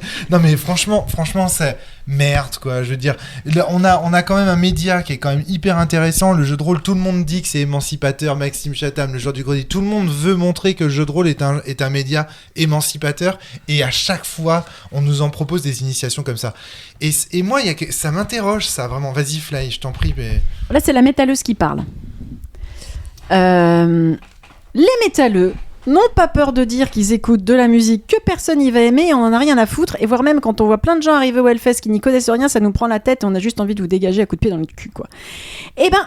Ouais, tu rigoles parce que toi tu vas y aller pour voir Muse. Je te regarde même pas quand je parle de ça. Tu parles des Fury Fest Non, du le Motocultor. Hellfest. Non, tu parles du Motocultor. Non, Le Hellfest, Hellfest. ça n'existe pas. Non, mais c'est quoi le Le Hellfest? Hellfest maintenant c'est Qu'est-ce que devenu un espace pop a priori vu que maintenant il y a Muse dedans. Ça, il y aura bientôt Manuel Valls au Hellfest Non, si ça et continue. hein. Ah quelle horreur. Je suis chaud. Non mais à un moment en fait, je parle de ça parce que c'est malgré tout une contre-culture aussi. Tu vois, on peut considérer que le jeu de rôle fait partie de la contre-culture. Oui, d'ailleurs, il y a plein de métalleux qui jouent au jeu de rôle. Oui. Et inversement. Et en fait, les métalleux n'ont pas peur, ne sont du pas en jeu de train de rôle qui joue aux s'extasier. Oui, c'est vrai. Les métalleux s'extasient pas quand il y a quelqu'un qui dit oh super, ils ont parlé de ma chanson de métal, du métal au JT. On s'en branle en fait. Ouais, ça, c'est une À vraie un question. moment, en fait, c'est une contre-culture. C'est quoi cette contre-culture qui s'extasie dès que quelqu'un d'un tant soit peu connu fait un jeu dessus, genre oh, ils ont parlé du jeu de rôle et on partage tout. Mais on s'en fout, en fait. Et à un Mais moment, parce en que fait... les gens ont l'intuition que c'est un média. Alors moi, je suis désolé, je m'inscris. Je comprends cette nécessité de vouloir faire de la pédagogie pour le média. Encore une fois, parce que c'est un média qui est intéressant, qui permet en fait de développer des qualités qui sont intéressantes, du collectif. J'ai envie de dire, dans une société ultra individualiste, ça fait plaisir de voir un média qui parle de collectif. Je comprends qu'on puisse avoir envie de faire la promotion du média, mais la question que je me pose, c'est pourquoi quand on veut faire la promotion... Alors, même si encore une fois, ça peut être ridicule effectivement de vouloir faire la promotion de la musique, du cinéma ou quoi ou qu'est-ce. Mais je comprends qu'on ait envie que le jeu de rôle soit plus joué. Tu vois, ça, je le comprends. Et donc, du coup, qu'on cherche des modes, en fait, d'expression et des façons de rendre le jeu de rôle plus accessible, de quelque part, de démocratiser le jeu de rôle, je le comprends. Ça, je le comprends. La question que je me pose, c'est pourquoi avec des jeux de merde comme ça? Mais parce qu'ils essayent de le faire sur un temps de jeu de société. Pour que justement des gens soient pas Mais les jeux de société... apeurés. Mais ça existe déjà. Je veux dire, tu prends par exemple un jeu comme Sombre Zéro, que je citais avant, des sous-bocs, 15 minutes, il n'y a pas de joueurs, il n'y a que des victimes, ça te fait ça très bien. Je veux dire, ça existe déjà. Oui, mais déjà. là, tu parles de quelqu'un Et qui en est plus, dans il la le fait dans la barre. contre-culture. Oui, mais tu parles de Joanne. quelqu'un... Là, on parle de grandes maisons. Je veux dire, là, c'est Hachette. Je veux dire, ils ont envie d'avoir une boîte, ils ont envie de vendre le truc en fait. Donc ils veulent s'ils vendent uniquement à des rôlistes, ben en fait il y a pas assez de joueurs en fait. Donc du coup, ils veulent à la fois viser le rôliste et à la fois viser le jeu de société. Je suis d'accord avec Géraldine en fait. Mais alors dans ce C'est cas, parce que pourquoi là, faire un jeu de société? Parce que les Mais jeux là- de société, ils sont playtestés, ils sont joués, ils sont bons quoi. Mais parce qu'ils essayent d'avoir les deux ça. niveaux en fait. Sauf C'est qu'on une peut maison pas d'édition. avoir un bon jeu de rôle en 1h30 en fait. En fait, ils veulent avoir à la fois les rôlistes et le jeu de Pas société. Enfin, pour moi, c'est l'impression que ça donne quand je joue à ça. Je suis pas d'accord, il existe des très bons jeux en 1h30. Mais même beaucoup de bons jeux de rôle en 1h30. Ça, c'est vrai. Mais de médias, tu vois. Mais encore une fois, seulement, ils sont pas forcément accessibles. Et encore, tu vois, je suis même pas sûr. Tu vois, tu prends un prosopopée de Frédéric Sintès, il tiendrait très bien dans une boîte comme ça en initiation, quoi. Et tu joues en plus des créatures à la mouchichi et tout, tu pourrais mettre des petites grenouilles, des petits crapauds trop mignons sur le truc, des esprits. Tu vois, je veux dire, il y a plein de bons jeux d'initiation. Pourquoi les éditeurs de jeux de rôle choisissent systématiquement D&D. Voilà. D&D. Voilà. Ils vont pas chercher les amateurs de Mushishi. Ils cherchent les amateurs de D&D. Il y a un dragon. Il s'appelle Foudre Ciel. Non, c'est ça. Et à la fin, il y a presque un donjon. Voilà. Et c'est C'est ça. parfait. C'est qu'en fait. Et il y a une carte qui sert à rien. Tu vois, Ouais. Là, il y a le village, là, il y a un chemin, à la fin, il y a le château. C'est vrai qu'on n'en a pas parlé. Oh, qu'est-ce mais que elle j'ai est ri, quoi. inutile de fou cette carte. Surtout pour une carte qui est bien pompée sur celle de The Hobbit, des films. Au début, je pensais que t'avais sorti celle-là sur internet, tu vois. Non, mais c'est vrai, parce que elle est designée exactement pareil. Oui, c'est Il vrai. manque juste le petit dragon et encore Oui, la petite peut-être, rivière. hein. La rivière qui descend fait penser. Enfin, petit dragon, c'est la même carte. Et tu vois, on s'est pas embêté. l'autre jour avec Gogots et Globo, on parlait de l'hégémonie de Donjons et Dragons. Et on se demandait, mais il y avait des gens qui nous disaient, mais en quoi c'est un problème que Donjons et Dragons soit hégémonique? Qu'est-ce que ça vous pose comme problème? Et ben là, voilà un exemple typique. C'est que ça enferme le média jeu de rôle dans le loisir qu'est Donjons et Dragons. Et comme Donjons et Dragons est hégémonique, les gens, les éditeurs comme Hachette qui se disent comment est-ce que je peux transmettre le jeu de rôle, ils se disent pas comment je peux transmettre ce média génial qu'est le jeu de rôle et qui permet de faire autant les petites choses oubliées de Christophe Guillaume Beuclet, Mouchichi, prosopopée de Frédéric Sintès, etc. Ils se demandent comment faire en sorte que les gens jouent à Donjons et Dragons. Seulement, Donjons et Dragons, c'est un jeu qui est déjà tellement plein de poncifs. Enfin, il y a des gens qui ont très bien étudié ça, en fait, comment l'univers de Donjons et Dragons n'est même pas un univers de médiéval fantasy. Comment c'est juste, en fait, un bête univers carnassier où les gens se battent pour de l'argent. Les seigneurs ne sont même pas des seigneurs parce qu'ils n'ont pas de vassaux. Les rois ne sont pas des rois parce qu'ils n'ont pas de seigneurs. Enfin, voilà, quoi. On n'est même pas dans un univers médiéval et il est même pas fantasy. Alors, merde, c'est rien, en fait. Donc, il y a un moment donné, tu vois, on veut nous transmettre, nous guider vers le jeu de rôle qui est Donjons et Dragons. Et donc c'est ce que dit très bien ici Flavie, et je suis d'accord avec elle. Le problème, c'est que voilà, et donc d'où la question: est-ce que ce jeu est une bonne initiation au jeu de rôle? Je pense qu'on a déjà répondu plusieurs fois, on a dit non. Mais on n'a pas dit non en disant non comme ça, on a donné des arguments. Alors non. La réponse est non. Et en plus, si quelqu'un connaît pas le jeu de rôle et tombe là-dessus, comme disait François, bah, il dit, moi je veux pas refaire de jeu de rôle en fait, je vais retourner sur le jeu de société. En même temps, tu t'es poilé comme ça pendant 1h30. Ah, mais moi j'ai beaucoup ri, mais je Et oui. pense que c'est pas tant le jeu que la compagnie qui m'a fait marrer. Ah, Il y a peut-être de ça. Après, Le gens l'a fait beaucoup et puis notre imagination derrière non, aussi. mais voilà, quoi. on a Sinon, beaucoup rigolé parce qu'on il y a des on a tapes, dit ça beaucoup de rigole pas. bêtises et Flavie l'a dit tout à l'heure. En fait, il y a un moment donné, et désolé, mais on t'écoutait même plus raconter tes paragraphes à la Baudelaire. Moi, arrivé à la description du diamètre du tronc du chêne, j'étais plus occupé. Non, mais c'est là, j'étais plus occupé. Et monter les tentes. J'étais plus occupé à taper du pied pour faire la mesure de la chanson de Flavie, quoi. Bah oui, bien sûr. Et C'était beau ce duo. après, c'est peut-être compliqué d'amener les gens vers le jeu de rôle. Pour les gens qui n'y connaissent rien, c'est peut-être un peu flippant. Donc, peut-être qu'on peut dire que commencer par une boîte comme ça, c'est une bonne idée. Est-ce que, au final, une fois qu'on a fini la partie et qu'on a vu que Palpatox, il était imbutable, je suis pas sûr qu'on réitère l'expérience, par contre. 30 points de vie, des 20. Non, mais c'est ça. Mais c'est surtout C'est que ça. t'y vas un par un. Et en fait, là où je trouve ça dommage dans l'idée, c'est que, on en parlait avec l'histoire de jeux vidéo tout à l'heure, c'est que t'as pas l'idée que tu peux agir sur le combat pour te défendre. Par exemple, au moment où il va te lancer des éclairs, tu peux pas dire, bah là, je vais tenter un jet d'esquive pour me planquer ou. Non, t'es là, t'attends. Ah, il m'a tapé. À mon tour.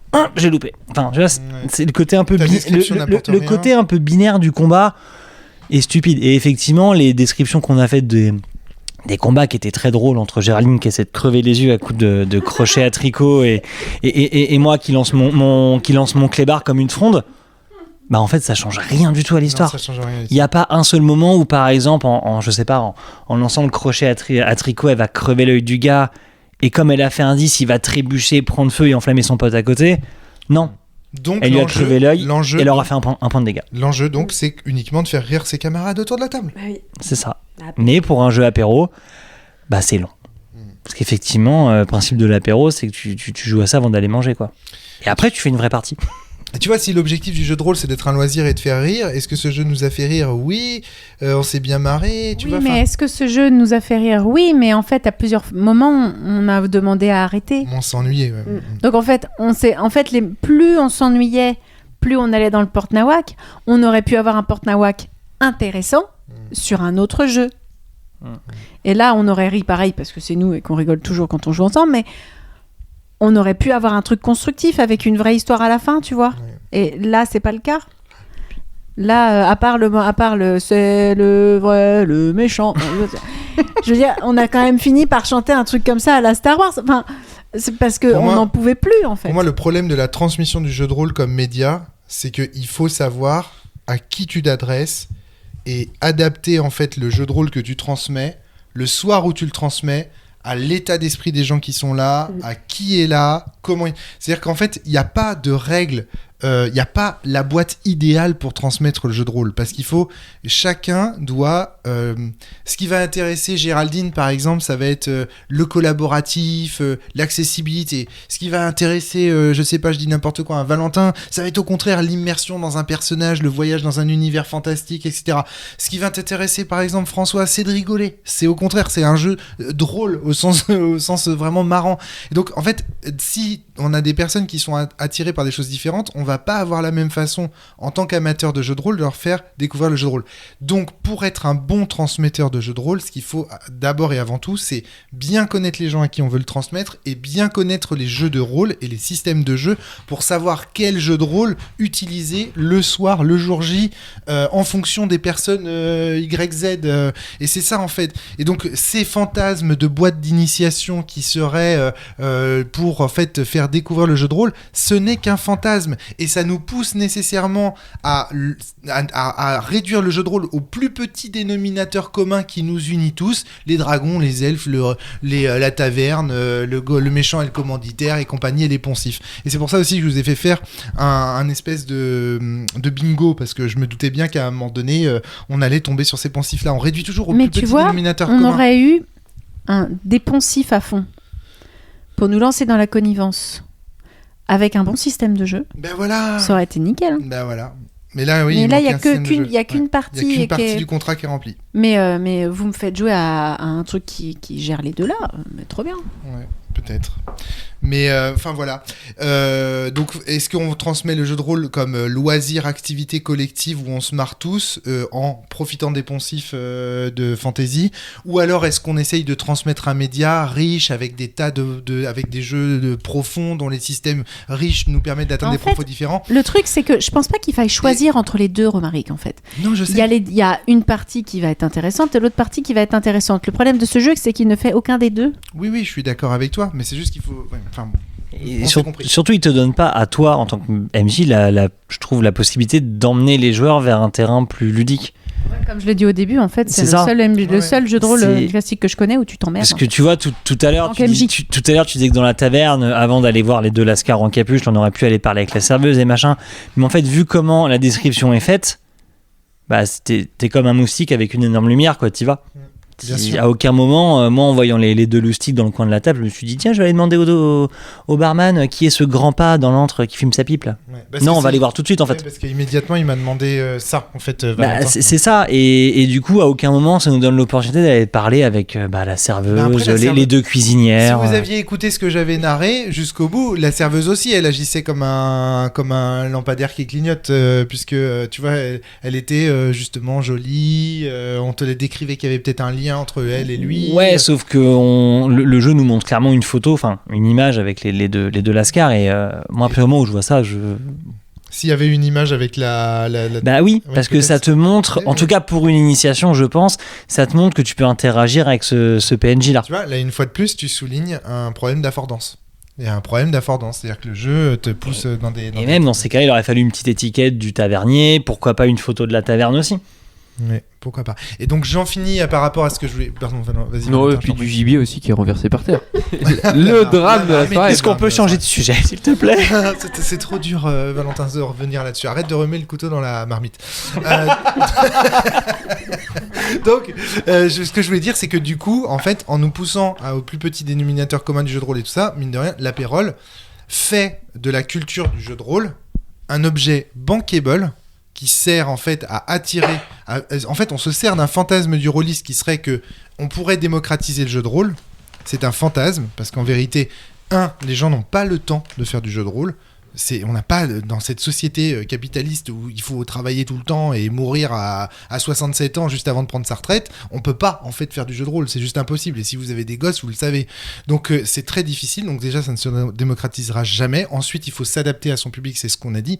Donc en fait, il nous vend en fait sur le fantasme de la démocratisation du jeu de rôle, il nous vend une boîte avec uniquement des poncifs et l'entretien du mythe que le jeu de rôle pourrait se transmettre, etc.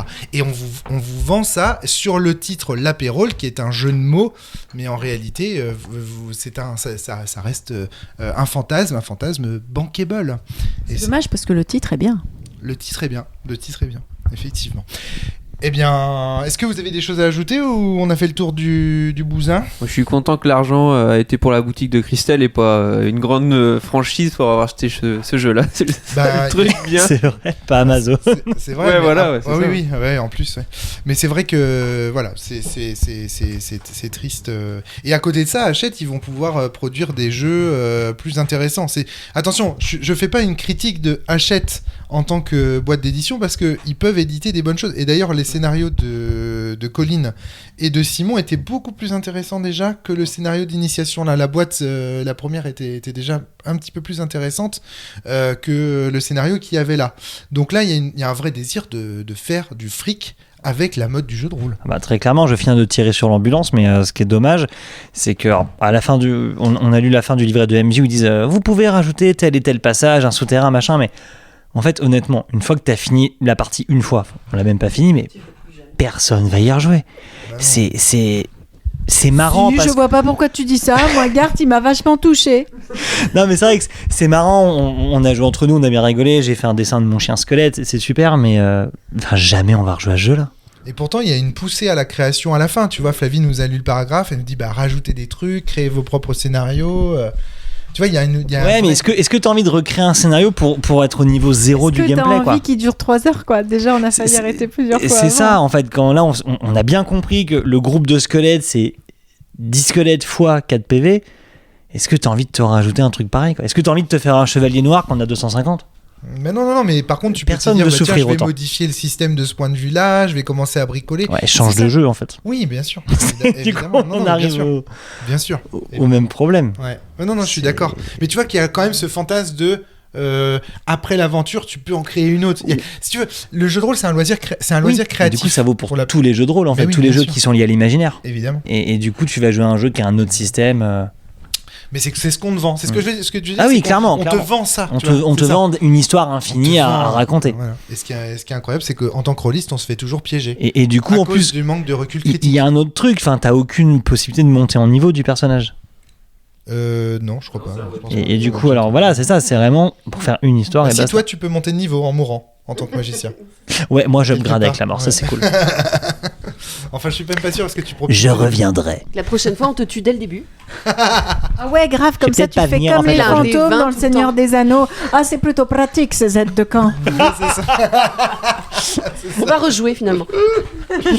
Bon, merci à vous toutes et tous en tout cas. Merci Valentin, merci Flavie, pas de problème. Merci Géraldine, merci François. Merci. Merci, à très bientôt tout le monde. Salut. Portez-vous bien et surtout jouez bien. Ciao.